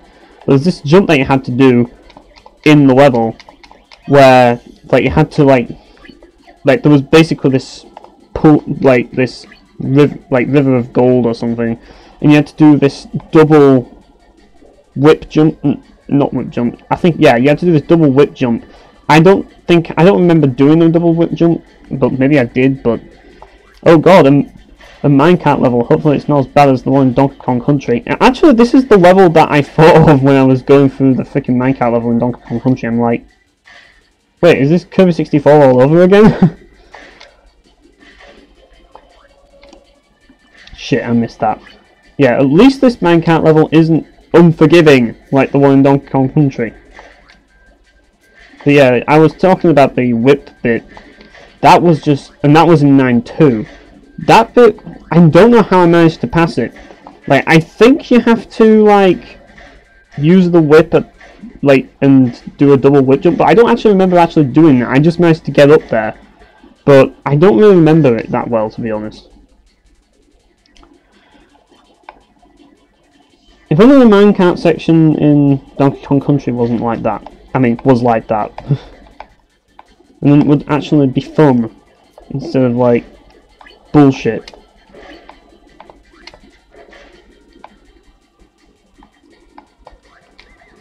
And that's the thing about Donkey Kong Country, the hardest part... Thanks for that. The hardest parts are the parts where... Oh shit, Shotzo. I want to be careful with this guy. And I just basically awakened the ultimate evil in the form of Shotzo right there. Big mistake. I really shouldn't have unleashed Shotzo onto the world.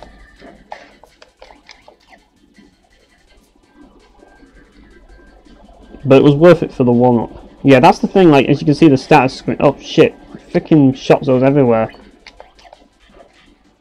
Yeah, I told you I shouldn't have unleashed Shotzo upon the world. Like, he's dangerous. He's the ultimate evil. It's just a cannon. But it has a name, it's called Shotzo, so you know it's important. It has a name, so it has feelings.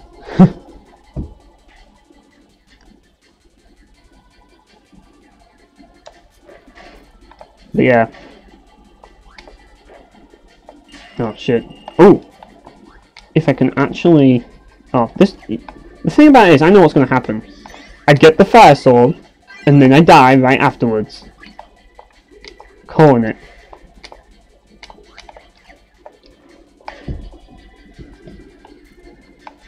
Right. Yep! See, I called it. I'm good at these things. When it comes to calling things in games, I'm really good at them. I'm really good at that shit. Especially in Falcom games, like, for some reason. Like, granted I only played 2, and in both of them, I predicted 2 things that happened. Well, actually no, I didn't predict the one in Falcom games, but I kinda did. You know what? We can't get a flame sword, but let's get the next best thing. Oh, for God's sake. Really? I was gonna get... Oh, I can get it now. Right. It's the controls. Fucking hell. Right. Okay, we won't have a copy ability then. Great. That was nice. How nice of you.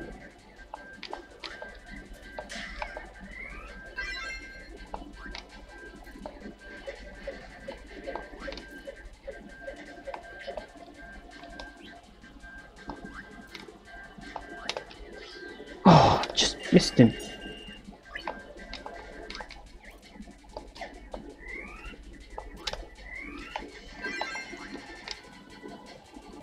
And then I'm gonna get killed again the moment I get this ability. Like, seriously.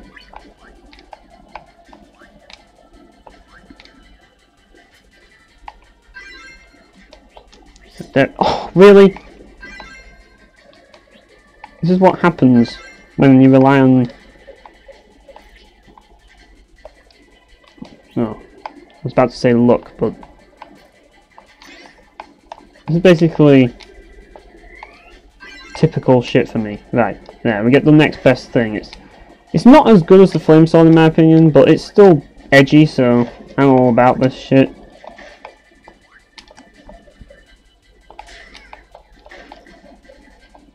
Like, how can you not like this copy ability though? I mean, it's awesome.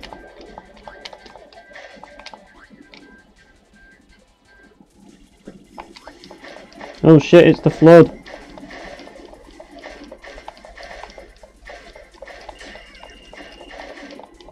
Yeah, that went well. Unfortunately, I'm on low health. The good news is, I have a tomato.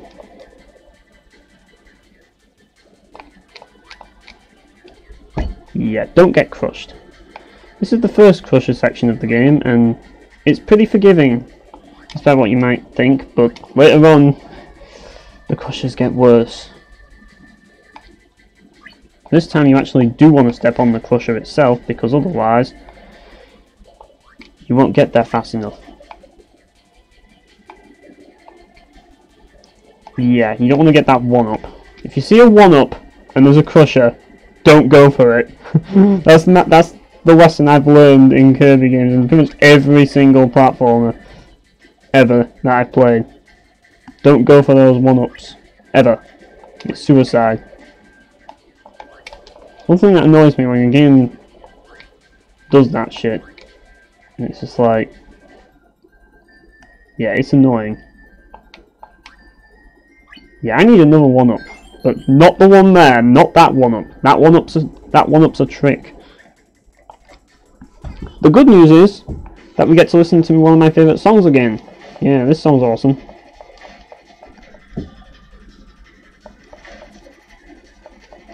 Yeah, you thought you only heard it once, but no, you get to hear it again. But this time we have lightning swords. Yeah. Unless you're me, in which case they are necessary. Like, how many lives did I lose against that freaking, what do we call it? Like, the shark thing? Hang on. Can I only jump? Can I not actually float when I have this ability? Oh. I was going to say, how do you get rid of that?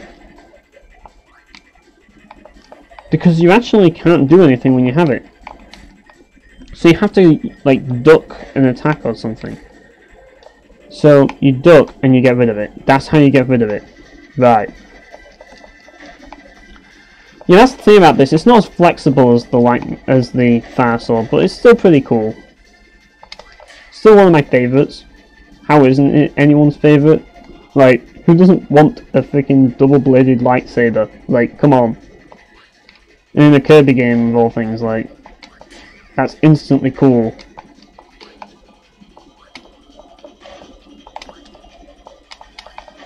Like, if you ask me, and here's the thing, this is the sort of weapon that I want to see Dante wield in Devil May Cry. Like, this is what he should have wielded as his secondary weapon, alongside, like, his motorbike and whatever. This should be one of his weapons, a double-bladed sword. That would be cool. Like, having Dante with a freaking, or double-bladed lightsaber or something like that. That would be really cool. That's something that needs to happen. Because double-bladed swords are pretty cool weapons. They are. And not enough games use them. And some games misuse them. Like Valve Profile 2, where, oh shit. I'm literally face palming now. I'm literally face palming. So much for the double-bladed swords, but yeah, like I was saying, some games misuse them, like Valve Profile 2, where it's supposed to be a lance, but it's actually a double-bladed sword. Why, I have no idea, but that's just the way it is. But I don't have a problem with that, because it's cooler that Gungnir is a double-bladed sword in Valve Profile. I mean, it's referred to as a lance and all that, but it's clearly not, like, it's a double-bladed sword. Well, aesthetic-wise. I mean, you could argue that it's a double-bladed lance, but the pole is just tiny. Like, a lance is supposed to have a long shaft, and the shaft is tiny in Valve Profile 2, so it's like, it's not a freaking lance, it's a double-bladed sword. I was trying to land there, but I fucked up. You see, this is why I need those extra lives. So if I don't have them, we're all fucked.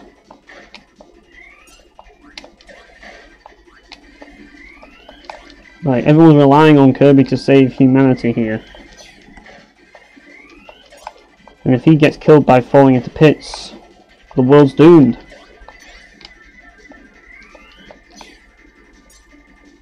And the world will be plagued by communists.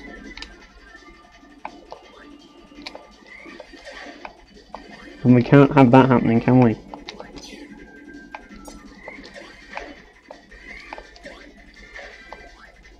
Right, this time let's not die. At least we have the ability to use this, but I landed right in front of you.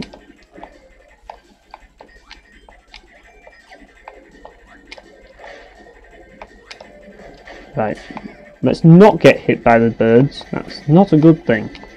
Not a good thing at all.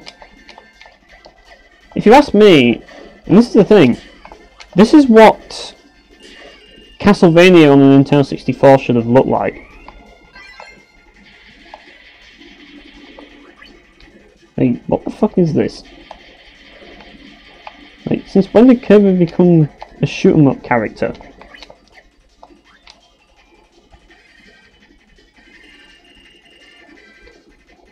Right, we might as well get rid of this and do the top hat thing.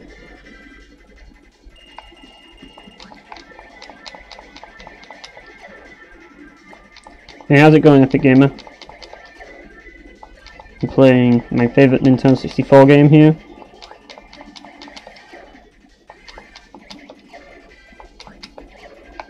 And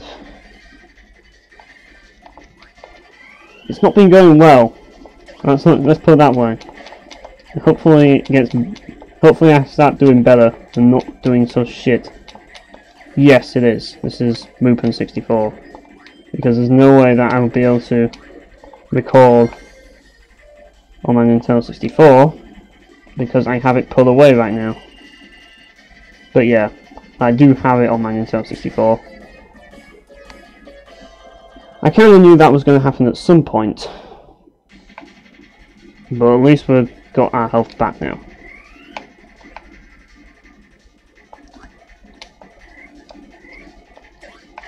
But yeah. This is, yeah, I actually think this is probably one of the tougher Kirby games. Like, the toughest Kirby games to me are, I think you have to eat the whole thing to get the colour. Yeah, you do.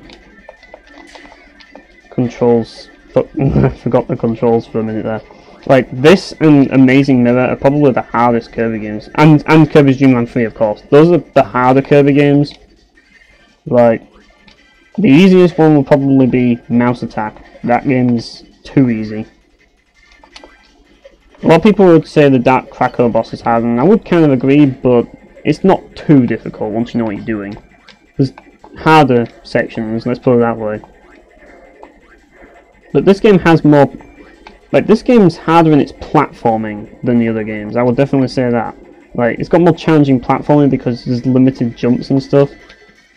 And that kind of makes it more interesting. Whereas, like...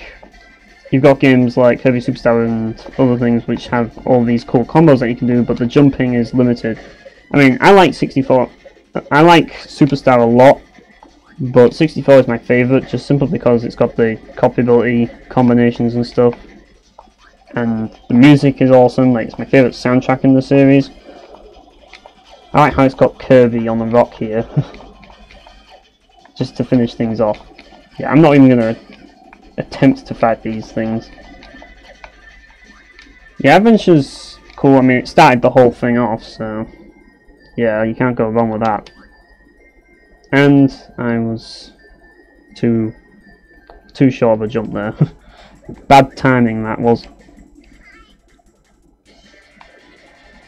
Surely I'm going to be able to get a fire sword here. Surely. If I don't get a fire sword here, then that's not good. Unfortunately, I have to deal with bloody rocks first before I can actually get to the freaking fire sword. It's like there's fire everywhere, but there's no fire enemies yet. Where's the fire enemies? Here he is. Right, just hold still for a minute. There we go. Back in action. It took a while, but we finally got the best weapon in the game. It's about damn time. I was like kicking ass with this weapon at first, and then I died once, and then the game was on the hard mode again. Like, this is the reason why I like this ability. You can just basically just hold the sword up and kill everything above you. Hold the sword backwards, and then you don't... Oh, that was bad. Hold the sword backwards, instant kill there. Yeah.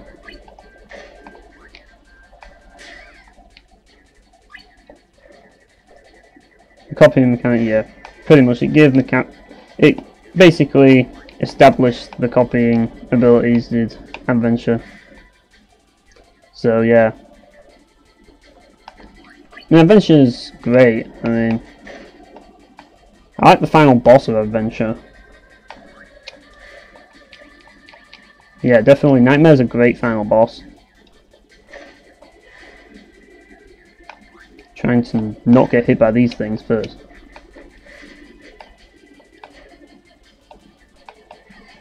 Whoa. This is not going to be easy. Oh, I could have just done that. Saved me a lot of time.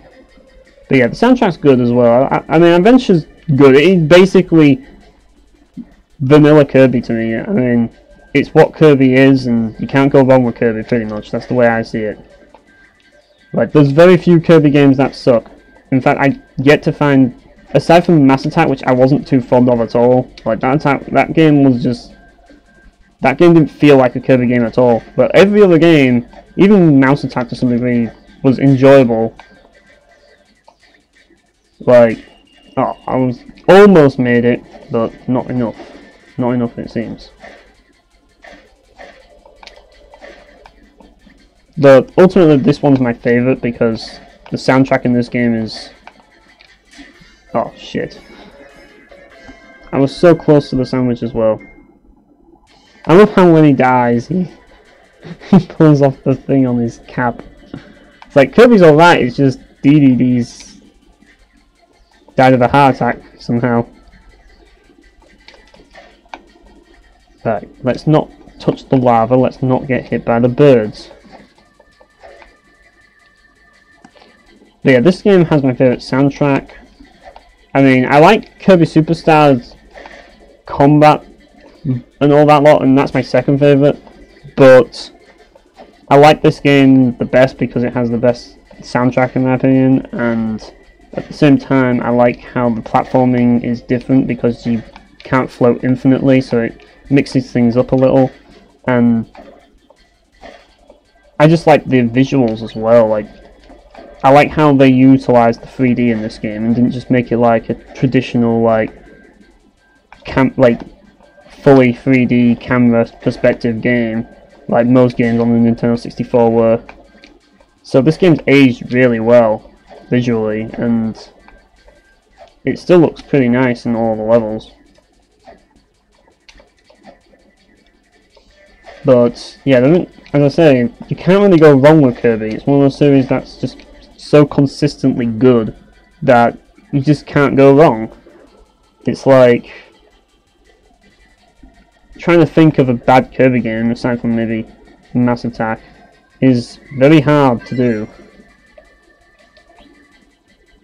Right. There we go, timed it perfectly. There we go. Got the best ability back.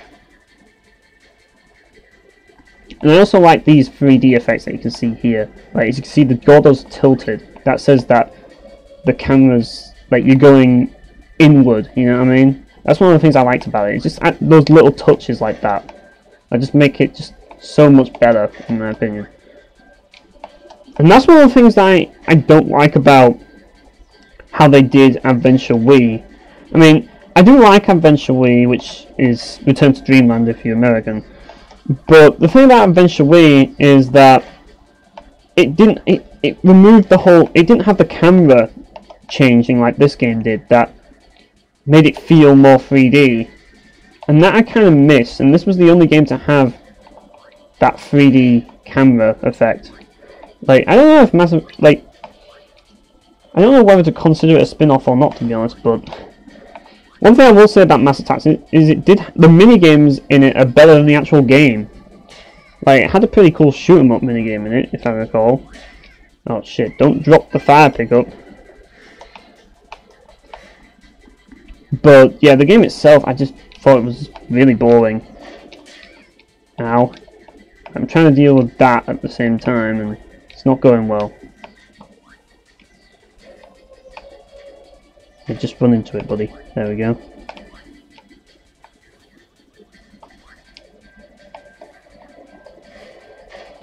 Yeah, it's probably better to do that. I didn't mind Return to Dreamland, but it's not as good as this game, mainly because, as I say, it lacked the 3D effect, and I still personally think the music in this game is better. Even though Return to Dreamland had some good music as well, like, I still prefer this in like every single way. Well, the one thing I do like about Return to Dreamland is that you have combos, which this game doesn't, but this game has dual copy abilities, which is just better in my opinion. It might sound weird because usually I tend to enjoy a lot of like hack and slash beat 'em ups type games. I mean, the last stream I did was of Castlevania Curse of Darkness, so like those are usually the games that I like. So I like a lot of actiony games, but in this case it's kind of like the opposite, where for once I prefer to play a Kirby game with more platforming and more like the dual copy abilities. It's just better in my opinion than having like the combos. Sometimes it's nice to have something different. Yeah, this isn't going well. I need to stop trying to rely on using the sword and start actually moving quicker. There we go. Good time to pull it out, but now I have to get rid of it. Getting rid of it takes a while. Yeah, this is crazy shit. I like how it has shit like this as well. Granted, there is shit like this in Return to Dreamland as well. But yeah, I just love how creative the levels are in this game as well.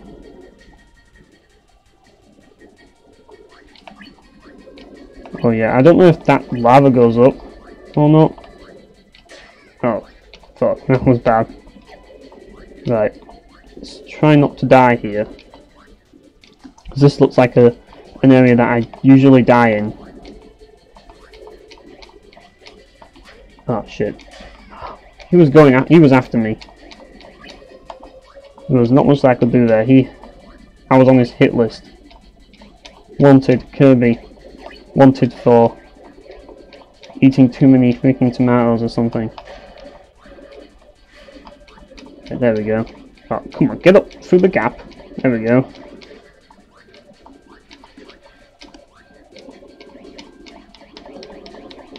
There we are. God, that was close. Oh, really?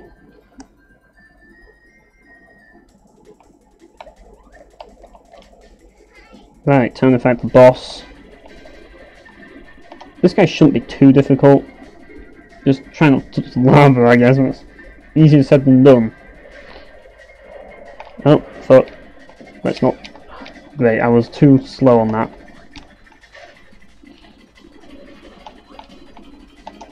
There we are. Oh, really? I forgot that he did that.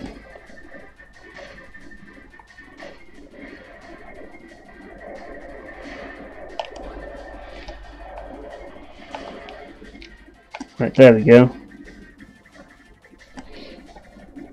Hopefully I don't get destroyed.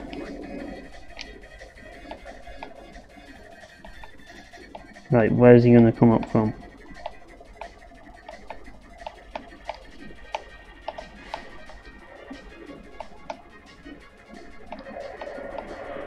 Oh, I forgot for a minute there. I was like, does it hit more like further in front or behind? I kept forgetting.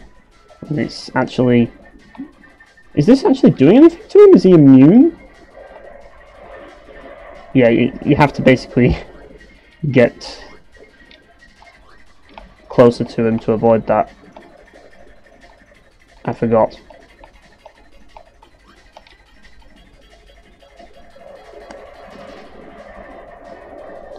Yeah, you can clearly tell that I'm not very skilled at this game. Even after all these years, I still suck at this game.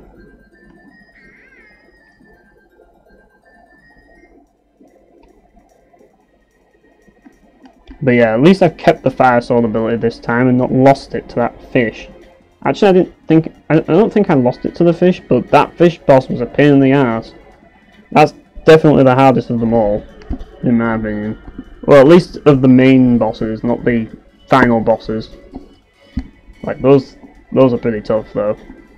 But that's completely different kettle of fish entirely. Oh, this is a cool star. I like this world. This is probably one of the more interesting worlds when you get further into it.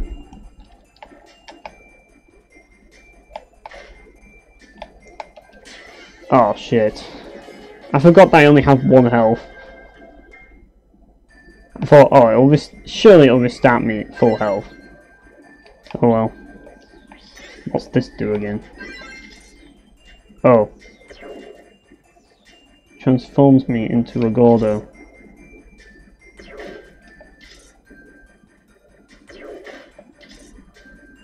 Which is interesting, I guess.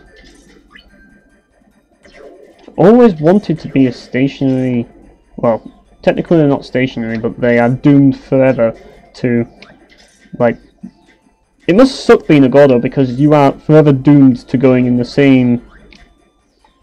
going in the same directions, like the same kind of like patrol path forever, for all eternity. And you're basically just stuck in the same path forever. Like, that must be terrible. Like, I kind of feel sorry for Gordos really, because they have a hard job, they have a hard life. They're kind of prisoners within themselves in a way, because, like, they can only move side to side, or some not even at all. And yeah, that really does suck.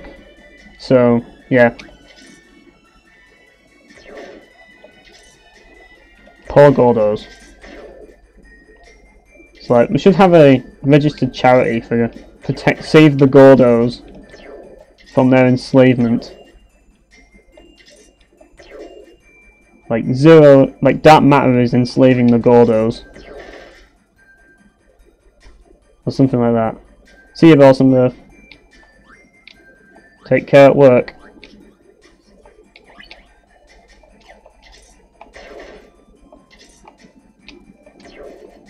Right, yeah.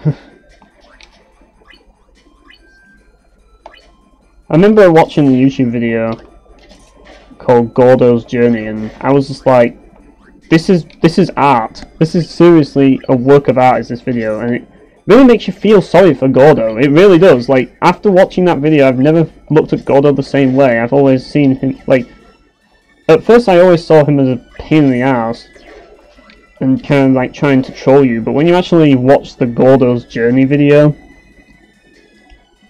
it's actually, like, you actually start to feel sorry for Gordo, because Gordo basically spends his entire life stuck in one place forever. It's like, yes, he's immortal, yes, nothing can kill him, but that's the worst bit, he never dies, so he's stuck there forever, all eternity, and there's no escape. It's just like, it must really suck to be a Gordo, mustn't it? Like, it really must be.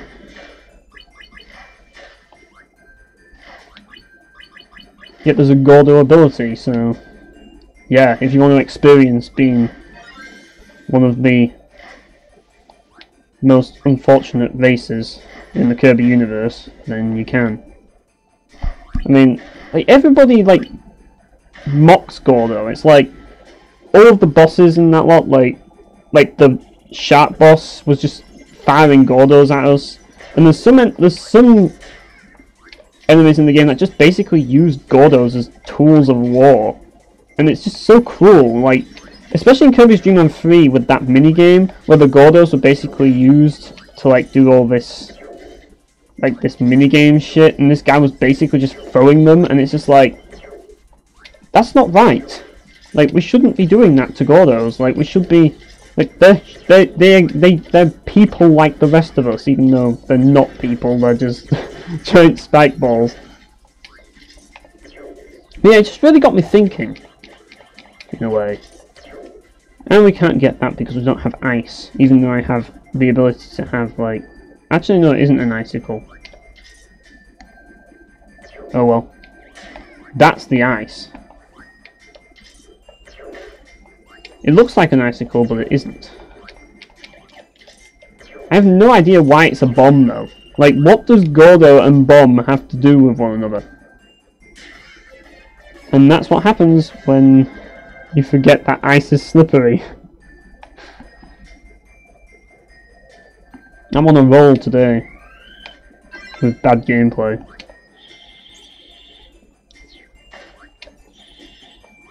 And this is why you don't see me play many platformers, because I'm absolutely terrible at them. I mean, ice combinations are really cool, like, but you rarely ever get to use them, at least in my experience. I always miss out on a lot of them. There's some really cool ones, so it's a shame. Like the ice and electric combo, that's pretty cool.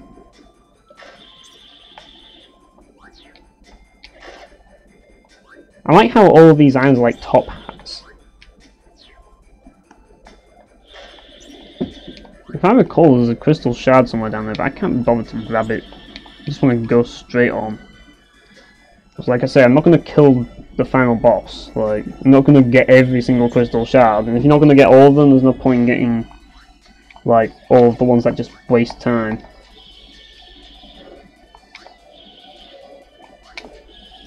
Oh god, these arrow things again. Great. My favourite things to deal with.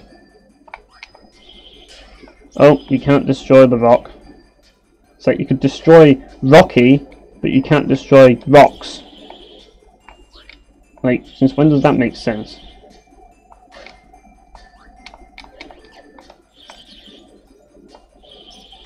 Right, let's... You see what I mean? These guys have a vendetta against me, I swear they do. It's like... Did I, like, upset their tribe or something?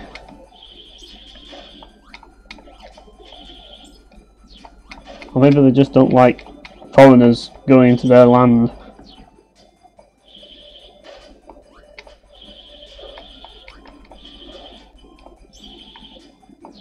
Whatever it is, I just don't like them.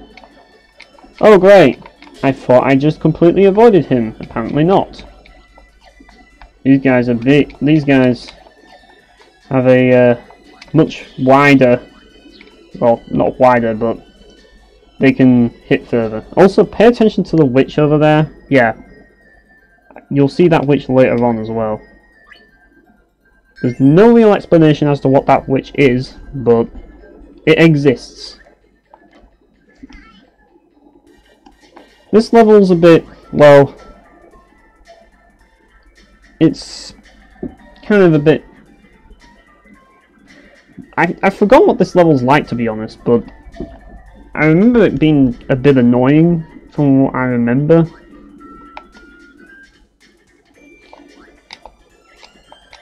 But, I don't know. I don't remember it that well, to be honest.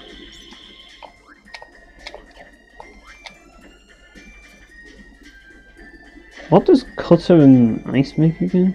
I forgot. Right, I'll kill this Bronto Burt first. Or at least knock it out of the way. Oh, now another enemy is trying to get me. I'm trying to see what happens when you get cutter and ice. I'm not allowed to see that. Right. Time it right. It's gonna do that. There we go. Oh, come on. Really? That's what happens when you experiment, people. You end up screwing yourself.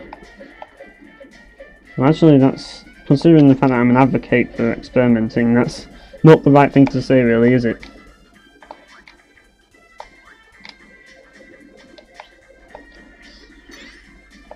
Is this what I think it is? Yes! Shurikens! Now all I need is lightning. And then it would be like the perfect... Like, that would be the perfect copy ability. If there was the ability to combine Ninja and Spark, perfect copy ability right there. Unfortunately, Shurikens are already a combo ability, so yeah. It should be a way... Like, Shuriken should have just been an ability on its own, and then you just basically combine Shuriken with lightning. That would have been like the perfect combination. Then you get the Electro Drive ability. Best ability in the game. Hands down. The parkour here. One thing I do like about this ability is it gives you extra airtime.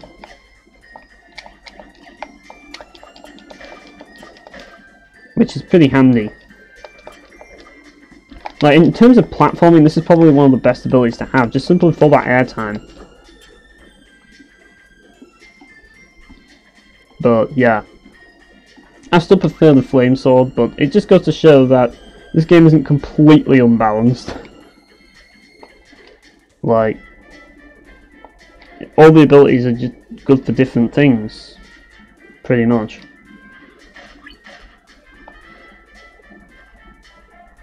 Right, so... Right, that's what we needed. That's not what I wanted to do. There we go.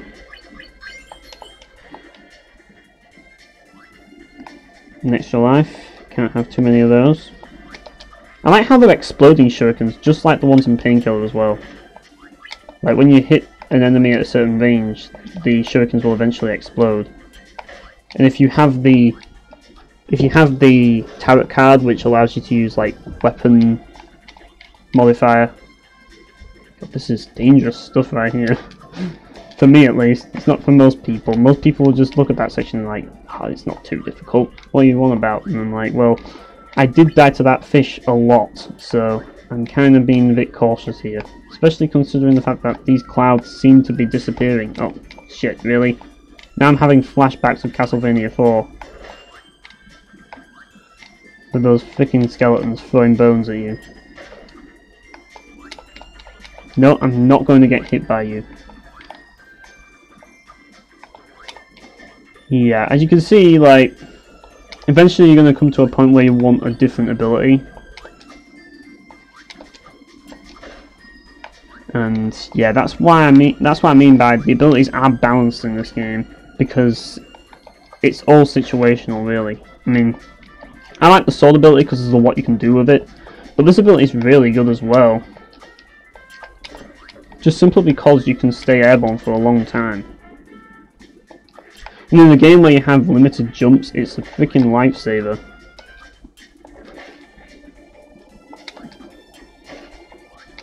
Right. Forget what was next.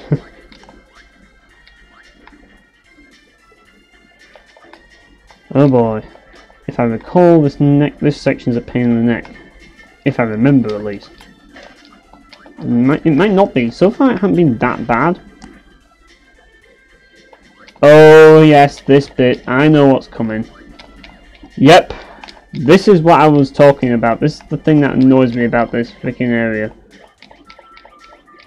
This is the thing that pissed me off about this entire level. Those freaking antline things. And yeah, they're a pain in the ass, basically. And I'm about to lose my shuriken power because of them, which is great. Unfortunately... Oh, I did hit him. Yeah, there's one lurking right there. Oh, really? Like, I was right at the top. You must have to be really quick to avoid that. Now I remember why I didn't like this level. This is why. Because of these things. Let's try and be quick.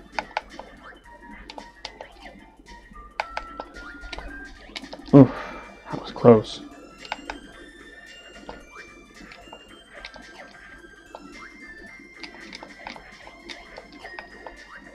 Right, there we are. Oh, really?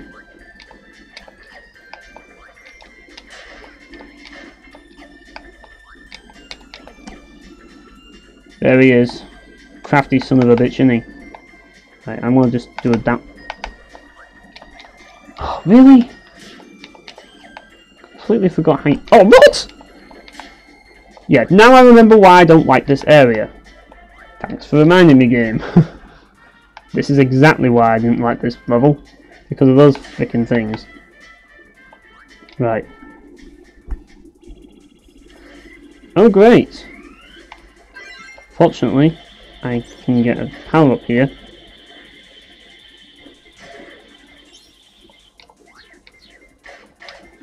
But you can't get the power, you can't get the star, well, not the star, the Crystal Shard, unless you have a certain power, which I don't have. So, yeah. That's not what I wanted. I wanted the freaking tomato, but oh well. Oh yeah, nice. We get this level.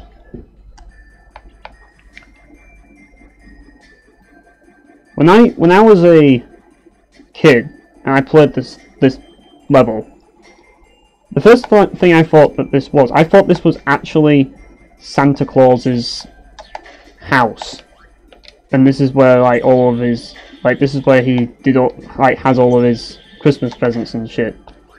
Like that's what I thought when I was a kid, which is even crazier when you consider what the next level is.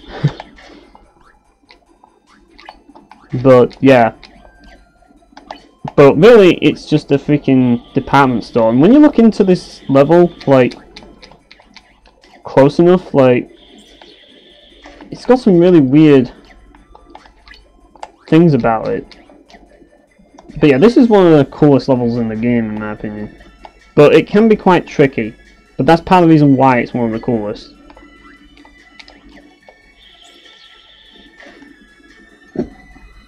It even has elevators.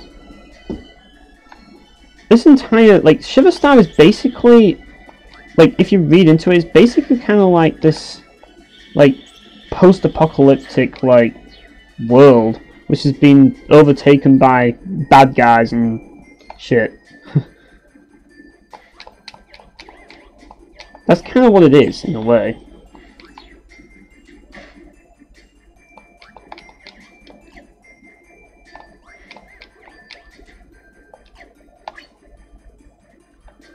Right, let's see if I can grab this.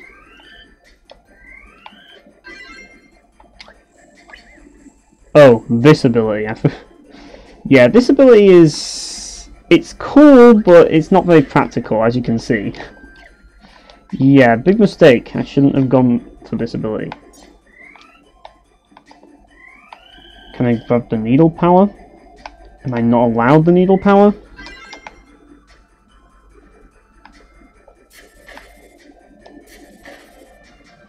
Yeah, needle power will do the job, at least for now. Until I get something else. You never know, I might get a needle combination. That's actually pretty interesting. This section's a bit tricky, because you've got Gordo on one side and you've got the Crusher guys that were stolen by some indie developer. And yes, an indie developer did steal those enemies, believe it or not. And there was a game all about these enemies. It's like they got their own game, believe it or not. Yes, they did. I think it was a survival game where you had to fight and survive against those enemies, and like, I was like, these are the enemies from fucking Kirby 64. Like, what the fuck? I don't know, I think it was a first-person shooter if I recall. What a mini-boss to have, like, just this guy. Like, the mini-bosses in this game are just random, like, just like, whatever, not really a boss, we're just here, just hit us, basically it. Right, what is this? Like, lemon, melon, and butt crack? Okay.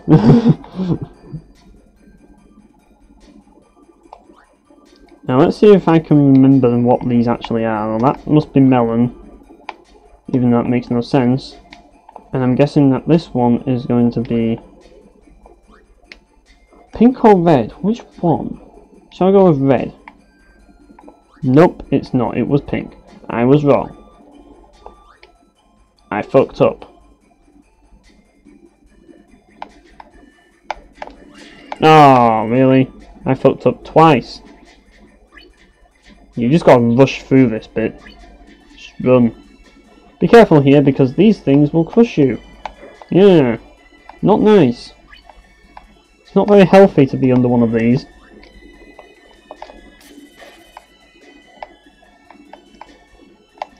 Unless you want to end up like Boss and Birth, don't get hit by one of these. They're not friendly. Not friendly at all. What does this do? Ooh!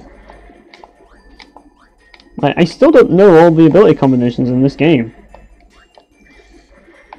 Yeah, let's not get killed by the freaking frog. That would be bad. We've already got killed enough in this freaking stream as it is.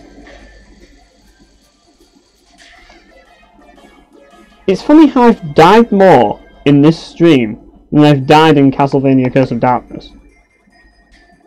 I died in that game like twice. Like first to Dullahan and second to Dracula's the final boss.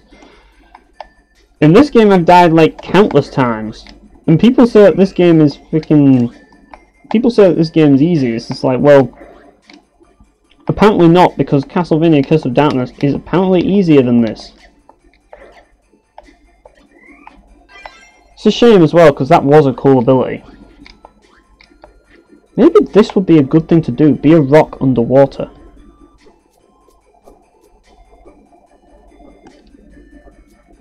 Perhaps this is actually the best thing to do. Hang on, has he got a plaster on his forehead? Or is that an emulator glitch? What the fuck? I really don't know, to be honest. I really haven't got a clue, but... Right.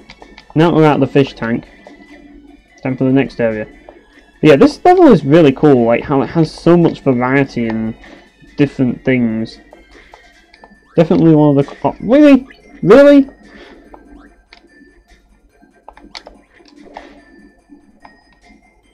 Right. What I want to do... Yes, I want you to come out. I wanted him to freaking... I wanted to get his ability. Not that shit.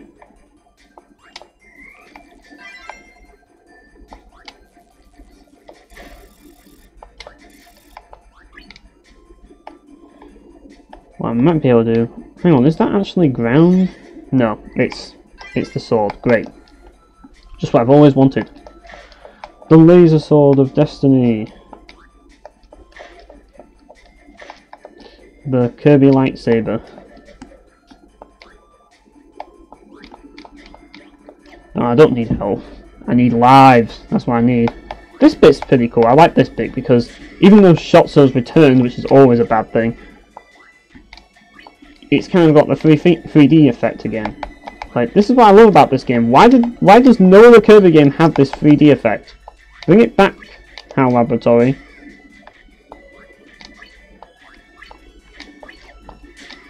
Oh shit. Right. Really? This guy's really good. This guy's really accurate. He is. It's like the freaking marksman in Time Crisis.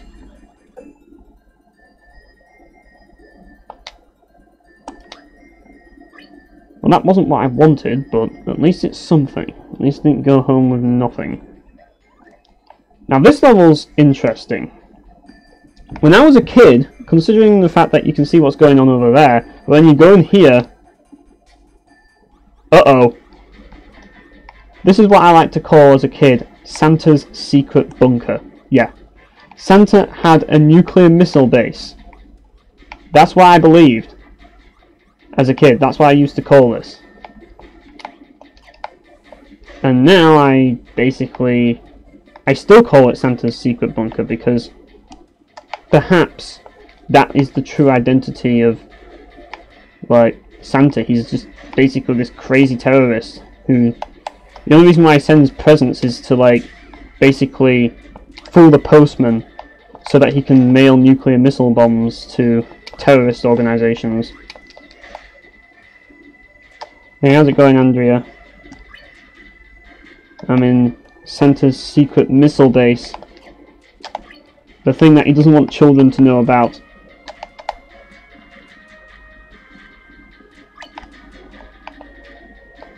Alright. Brazil now. That means you're from Brazil, I take it.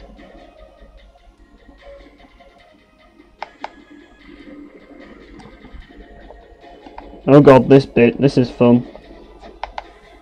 The bit where we have to deal with all the crushers. There's plenty of crushers in here. Oh, there is. Like, the music in this area, it just tells you exactly what you need to know. This place is definitely horrifying. It's the most horrifying level in the game. By a mile. Oh, it is. Like, this music basically, because this music's just so intense and just like so dark, it makes me think that that's part of the reason why I thought that this was like Santa's secret missile base, because it's just like, it can't be something like, it can't be just his toy factory. This is obvious. There's something evil going on here. Like, because if it was, then it wouldn't have all this like intense music playing in the background if this was just his toy making factory. I like to believe that his toy making factory was the previous level and this is his secret missile base. Let's not get crushed by the hammer. There we go. And that's not even the worst crusher section. Like, the worst crusher section's coming up later. But I like how this, like, the ice level starts off as just this typical ice level, and then it starts going into this shit. But it seems like he's been doing experiments on animals and shit, which... And he's also using Gordos as well, like, as we all know, that's inhumane. So, Santa was evil all along, and we never knew it. We never knew he was evil, but Kirby proves it. Kirby shows us the true nature of Santa Claus. He just wants to kill everyone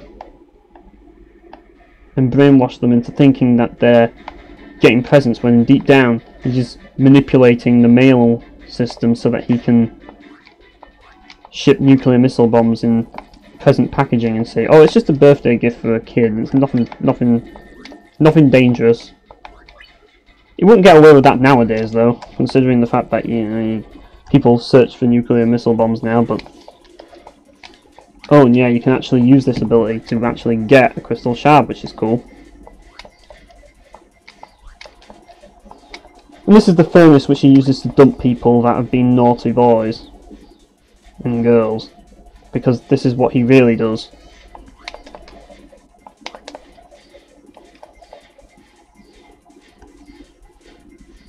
Santa is just pure evil incarnate. That was the truth, and we never figured it out. We never realised. Considering the fact that originally Santa was supposed to be, like, in terms of like Nordic, like in terms of Norse mythology and that lot, like Santa was originally supposed to be Odin, and like the reindeer was actually Snefnir. Well, Slefnir. So, and Odin's pretty evil in most games that he's in, so, yeah. There's the plot twist, guys. Santa is evil. And he wants to commit mass genocide on the human race.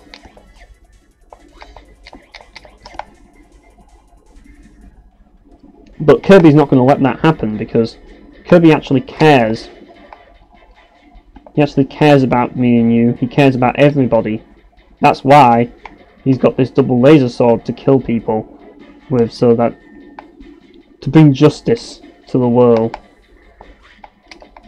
to this dark, edgy, grim world that is Kirby. This is the worst Crusher section. This Crusher section has killed all of us once, It won't kill me again. And if it does kill me again, then forget I said that. I'm gonna take it nice and slow this time. At least this game doesn't have a time limit, so you don't have to worry about... Oh, really? Thanks, Shotzo, you nearly got me killed by the Crusher by staggering me. Yeah, even if you're slightly in, you might get your little arm crushed, so be careful. Oh, and yeah, you see that bit there? Yeah, you don't want to go into that gap, because that will kill you, so... Yeah, don't go in there, that's a trick.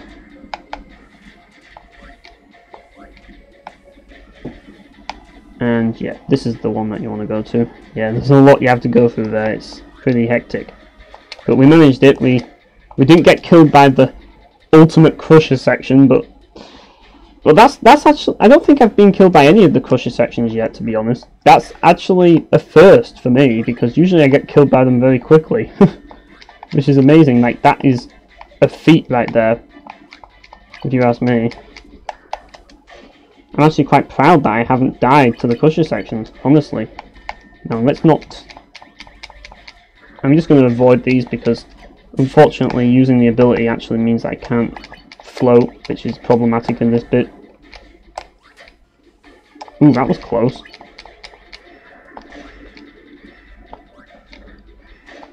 Right. I could get the Crystal Shard, but I'm not that bothered. Ooh, can we get it? Yeah, we did.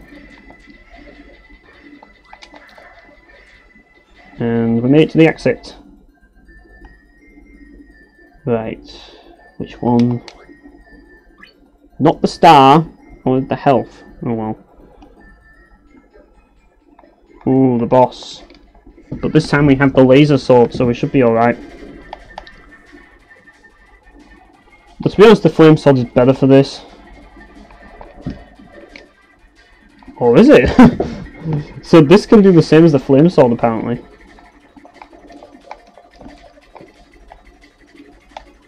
Remember this boss being a bit of a pain to do if you have no copy ability. Oh shit. Forgot about that one.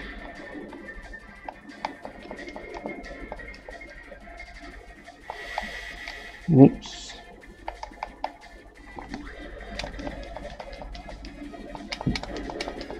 Yeah, got him. Just gotta remember not to get killed here. Oh, really? The explosion killed me even though... Oh, really? Fuck. That went well. Yeah, this might not be good. This might be problematic, this boss.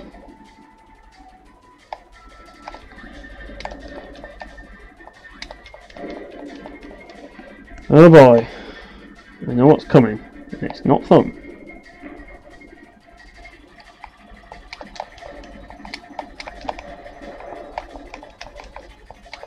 Now it's going to try and hit me with the spiky things.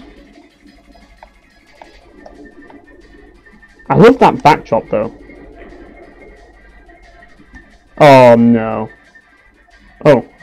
Actually didn't kill me.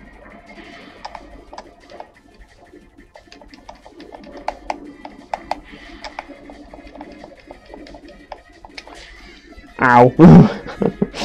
What a way to die. What a way to die. Looks like I'm going to have to kill him without copy abilities.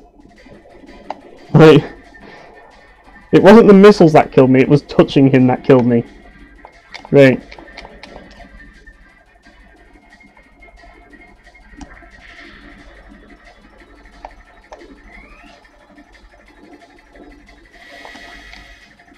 Right.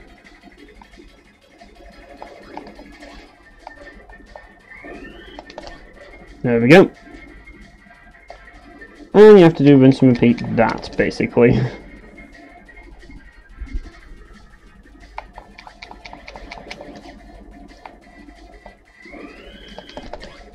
Oh, just missed him.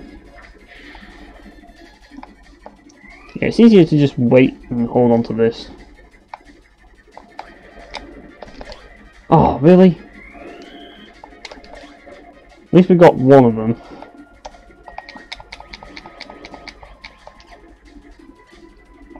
But yeah, this boss is pretty cool. I love the backdrop of this boss, how it's like this subterranean city. It's got kind of like this cyberpunk vibe to it. In terms of aesthetic.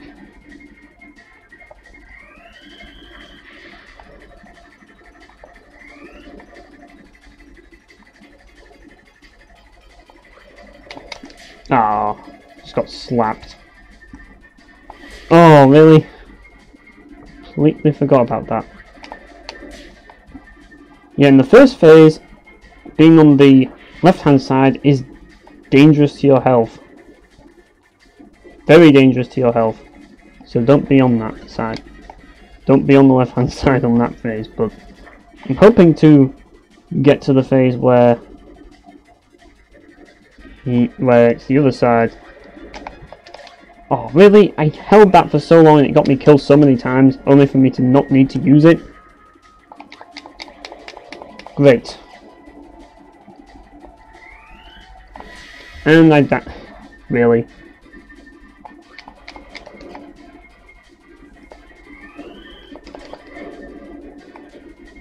Right. Now I have to do this bit.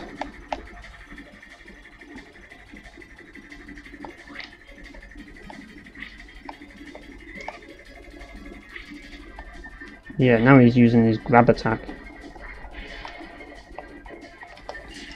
I pressed the wrong button, great. Yeah, we're not going to win this.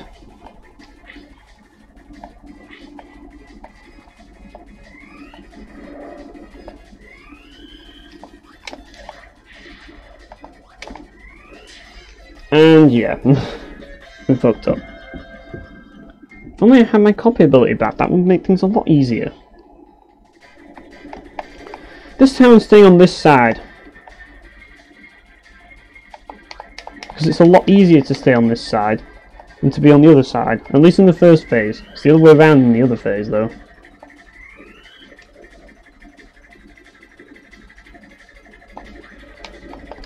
Oh, really? You have to jump up before you do it. Right, if we time it right. There we go.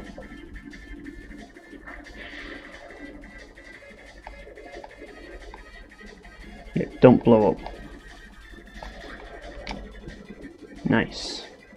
Might have this. Oh, really? I thought it was... Oh, great. So it doesn't matter which side you're on, it's still gonna fuck you as that move. There we go. Whoa, that did a lot of damage.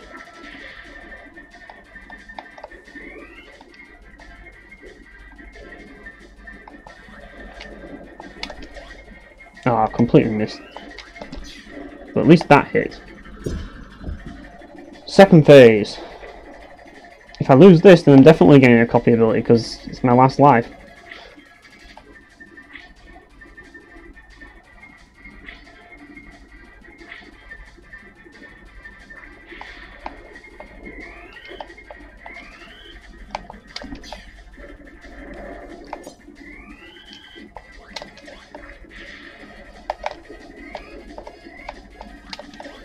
Right, there we go.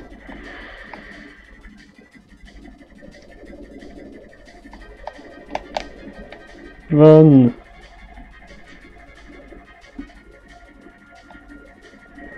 Like, what is that even supposed to be? Is it like sort of robotic mech or something? Like, maybe Matt Wheaton will clue us in as to what this actually is. Because he's the expert on that sort of thing.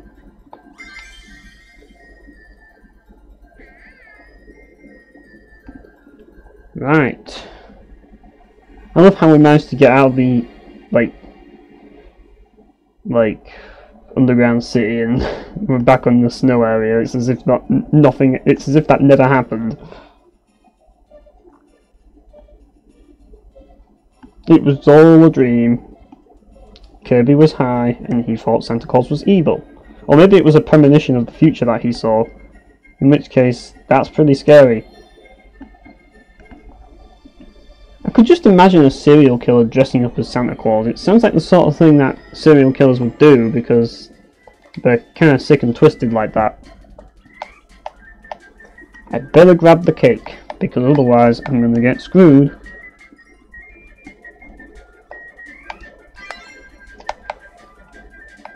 At least we got some lightning power here. But having just lightning itself isn't enough, is it? That ability is okay. Oh, that... no, I'm not going to do lightning and fire. That ability is just stupid. It's funny though, but it's not useful. What is useful though is lightning and rock. Yeah, that is a pretty cool ability. It is. You can keep it going forever as well.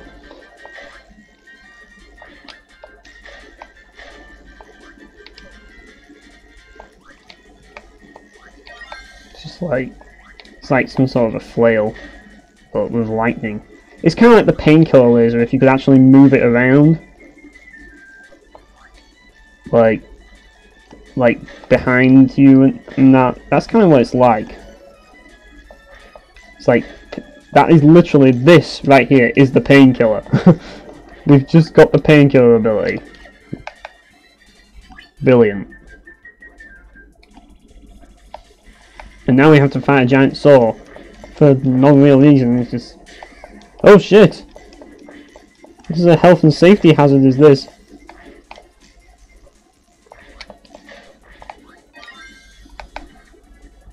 Right. This world is pretty fucked up. That's one thing we've gathered so far.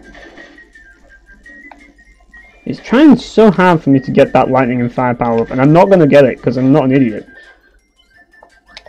I know what that power does, and it's not good. It's terrible. Let's put it this way. Kirby made a mistake when he used that power. A big one.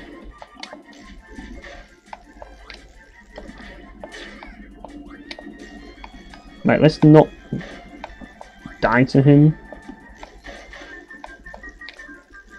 I forgot what power you actually need for that, to be honest. Maybe it's Needle. Perhaps it is. The good news is this level is easy. It's basically the same as the first level. But the next level, on the other hand... oh boy. This level is something else. The music speaks for itself. If you notice, that witch is there again. But no, we're not going straight towards the castle. We're taking the stealthy route. Into the drink. Yeah, we're going down the well. If you have this ability, you can get through here and use that. Actually, do you actually need that ability, or... I don't know, but I got it, so I'm not going to complain. This level is pretty creepy because of the music. It's kind of like a premonition of what's to come. I mean, we're near the end of the game, so yeah, well, let's put it this way, we're not near the end of the game, we're near the fake end of the game. But, yeah. But we're not going to get level 7. Not in this stream, I'm afraid. It would take too long. But what I can do is I can maybe finish the fake final boss.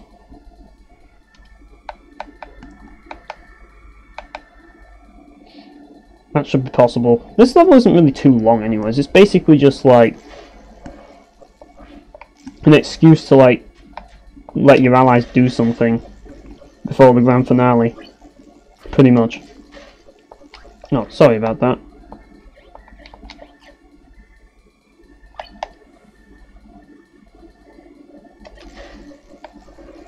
Yeah, I apologise. Giant rocks just seem to come out of my face all the time. It's just normal. It's just normal for Kirby, is this shit.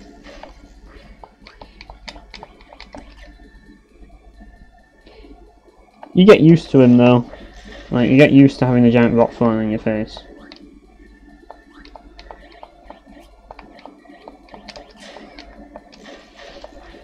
See, it's just like the painkiller.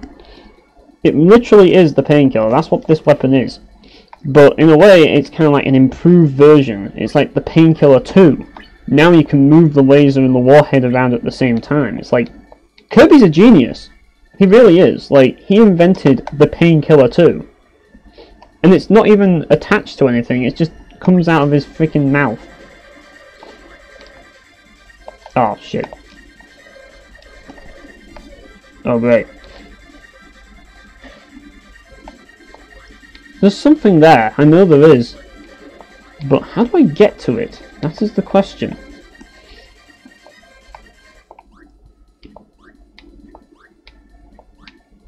Right, so... You know what, I'm not even going to try this.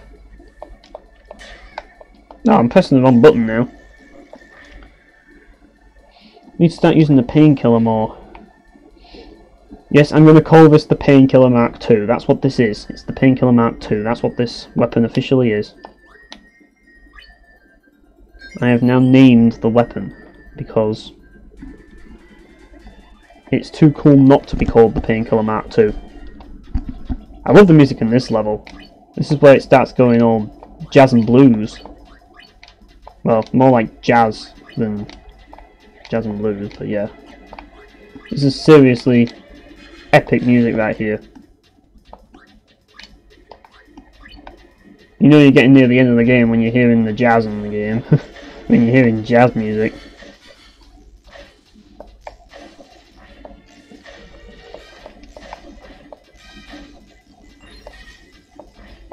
Like, that's one thing that suits Kirby a lot. Like, jazz music really seems to suit the Kirby games. It really does. Don't mind me, rock's just coming through.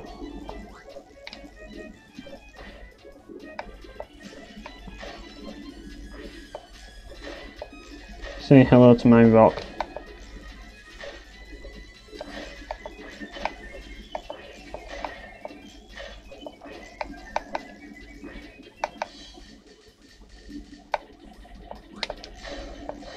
Can you taste the rock? Can you smell what the rock is cooking?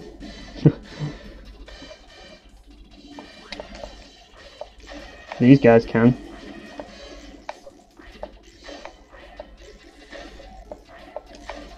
God, this is so easy. Why did we even bother? Like, the rock destroys all.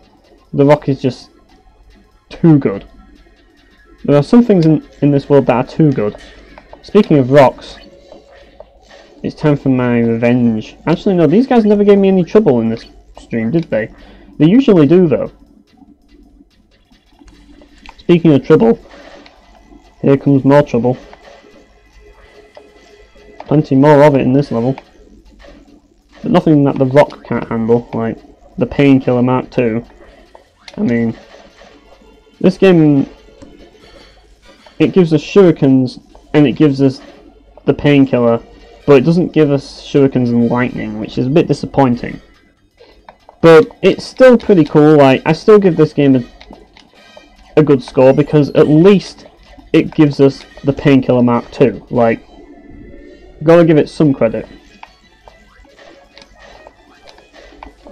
God, this weapon is perfect for this section. It really is.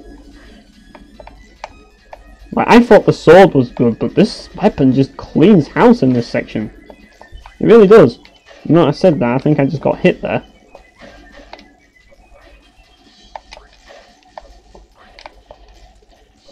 Yeah, we get it. I actually don't know if you actually have to fight every single enemy there.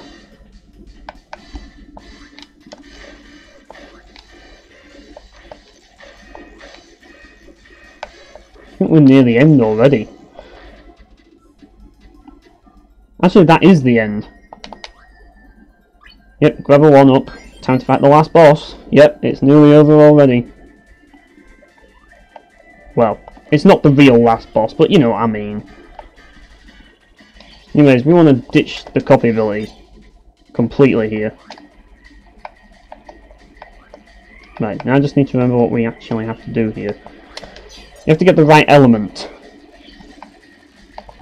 Right, I've forgotten what you actually have to do. Right, the last one he goes down. This boss is all about the patterns, you know what I mean? Oh, really? This one's a bit tricky.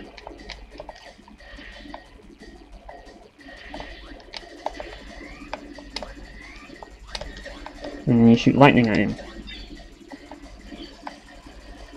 Right, this is the perfect one. Should be able to get him now.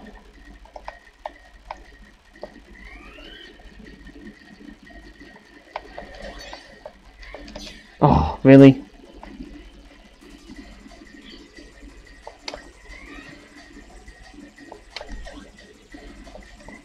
This is all about just getting the right thing for the right job and knowing the patterns that the enemy moves in. At least we got them. Or hit one of them.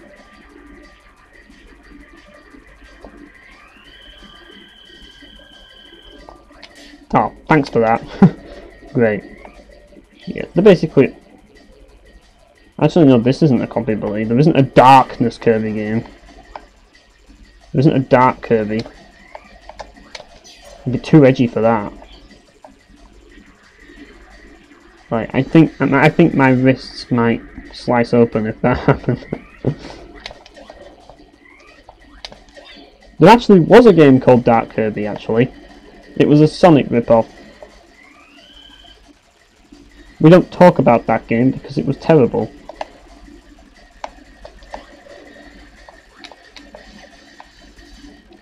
Right, so let's not die to the final boss, or the fake final boss.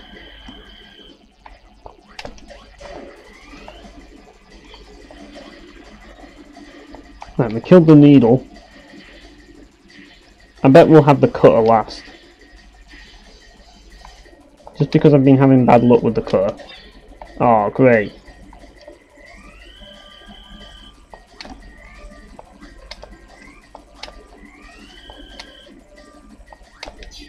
Oh, really? I missed all of them? Oh, this one. I forgot this one was a thing.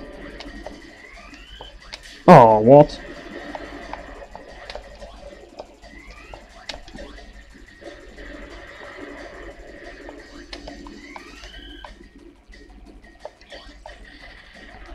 Yeah, you have to get the right one. If you don't have the right type of attack, then you won't be able to hit them. You have to basically fight fire with fire, pretty much, in this boss fight.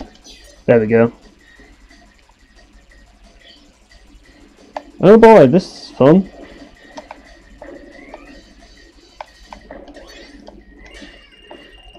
That was good. I forgot I did that. I'm glad that I got those extra lives. I'm going to need them. Yep, I'm going to need those extra lives, aren't I? Oh well. Ready for round 2.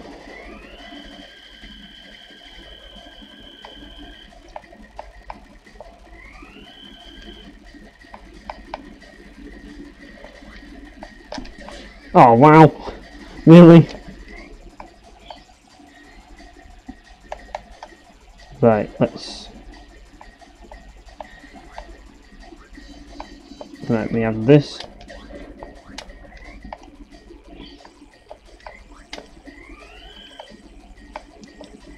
Nice one now.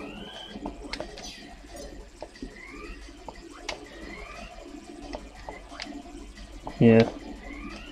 It's mostly about memorising the patterns, but that cutter one's always a bit of a pain. So is the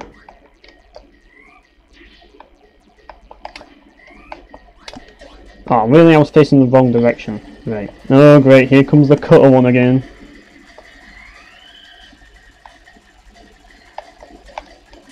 I swear it wasn't this hard to do the cutter one before.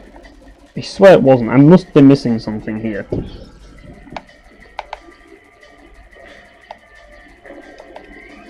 Oh, shit. That was good. Yeah, I'm gonna just kill myself if you don't mind.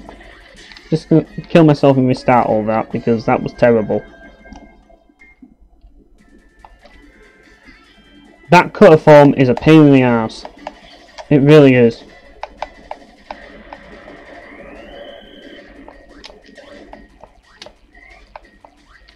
Oh wow. Here we go again.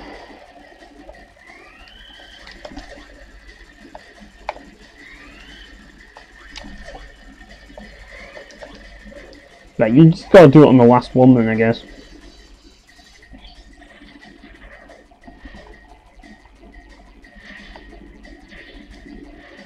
Just don't get hit by the laser.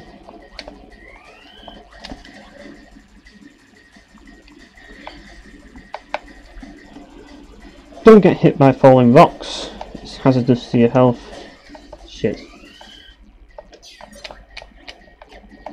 That was hazardous to my health as well.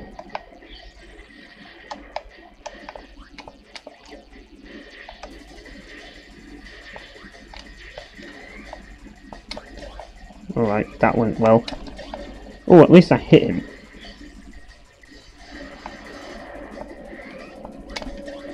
There's one hit.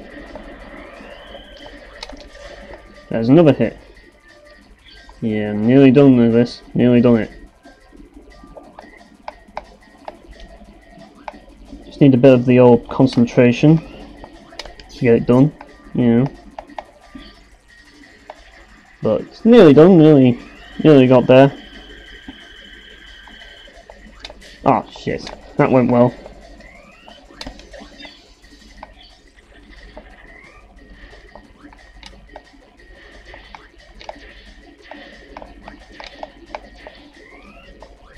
There we go.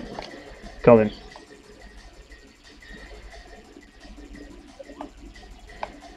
Oh shit, that went well. Well, we're halfway there. He's half dead, I'm half dead. I'm still worried about that cutter form though. I know it's coming.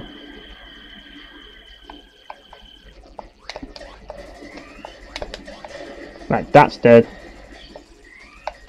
Uh-oh, the rocks of doom.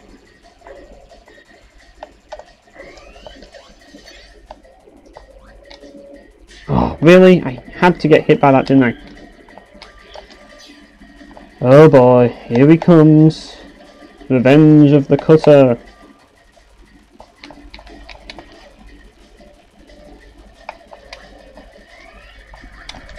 Oh, completely missed him. I was trying to get away from him before anything else.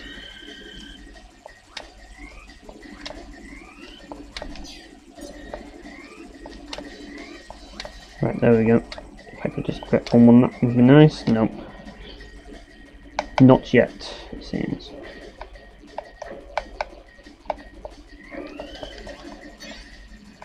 Oh, there's always another one. I wanted to hit him directly with that, but nope.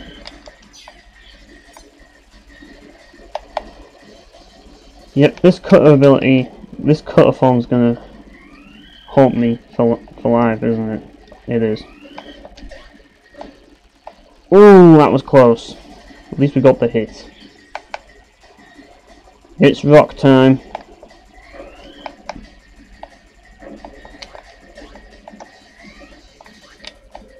Oh, just by an inch hit me. Always by an inch, isn't it?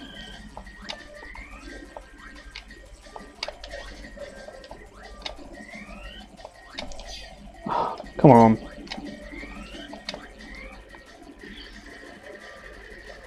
Just these last few that are just a pain in the ass to do.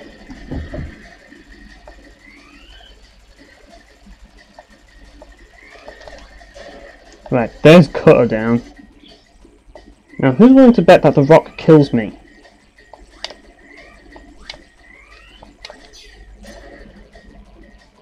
Here we go. The legendary rock of destiny.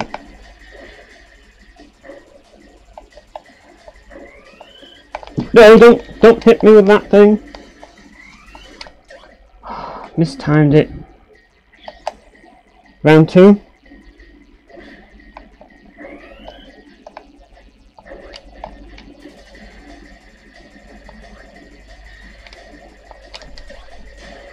Ooh, just. by an inch.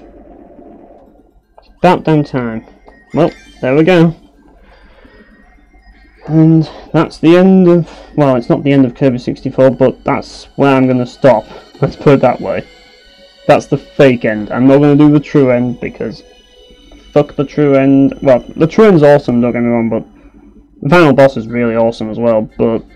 I'm not going to stream it, because I have to get every single Crystal Shard to get it, and... Yeah. I really don't want to have to do that on the stream, so... Yeah, I'm going to call it a stream.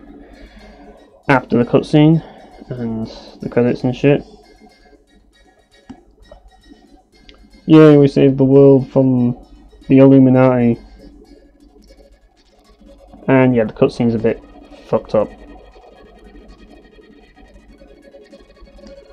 The thing is, and here's the thing, if you had spaceships, why not just go on a spaceship and then we could easily just go to this world and just beat up Miracle Matter? You'd think that would be the case. Instead of having to open up wormholes or something. I don't know what it was, like these portals or wormholes or something, I don't know. Gateways to other worlds. But I suppose it meant that we actually got to go on an adventure. I mean, obviously you have to get all the Crystal Shards to get the true ending anyways, but... Like... That's the thing, like... The whole point was to collect all the Crystal Shards, so if you don't collect all the Crystal Shards, then you can't win the game, obviously. But yeah, that's Kirby 64. Brilliant game. One of my favourite games is Kirby 64. Definitely one of my favourite games out there. And my favourite Nintendo 64 game. So yeah. If you have a Nintendo 64, then I definitely recommend picking this game up. Definitely. But yeah. And yeah, it's my favourite Kirby game as well, so yeah, that helps. So if you're terrible at platformers like me, this is a platformer I can recommend, because it's not too difficult, but it's challenging enough to be fun. Let's put it that way. I mean, I died plenty of times in this stream, so it kind of sums it up, really. I mean, if I can die a lot, then yeah, I'd say it's challenging enough, and that's not me tooting my own horn. It's just basically saying it's possible to die in this game, pretty much. I wonder what that is at the bottom. Well, if you want to find out, play the game. Play the game yourself, because I'm not going to show you it. But yeah, that's the end of Kirby 64. Or is it? Well, it's the end of the stream at least, so yeah. Well, before I finish the stream off, we can't play Kirby 64 without playing Checkerboard Chase. We can't do it, it's not possible. Right, I'm going to pick Waddle Dee because Waddle Dee is epic. I'll just do one match of it, it shouldn't be too hard on easy mode. Now let's hope that I remember the control. Great, this is wonderful, is this? Oh, it's... Oh, fuck! That went well. Before Mario Party, you had this. Like, whoever made this game, you are a freaking genius. Because this is one of the greatest minigames ever made. Fuck, that was close. And you're dead, buddy. Yeah, I kinda got him into checkmate there. It's all about mind games, that's what makes this so good. I mean, I'm on easy mode, so it shouldn't be too hard, as I say, it's not too hard on easy mode, but it does get harder on the harder difficulties. Oh, it's not big now, there's not much left. We're on the same tile. Oh shit. See, you messed with me. You messed with my head. Oh, really? I was turned in the wrong direction. Oh, this is business now. This is serious. This guy's... Oh, crap. Oh, it's on now. Yeah, you thought I'd fall for that, did you? Not again.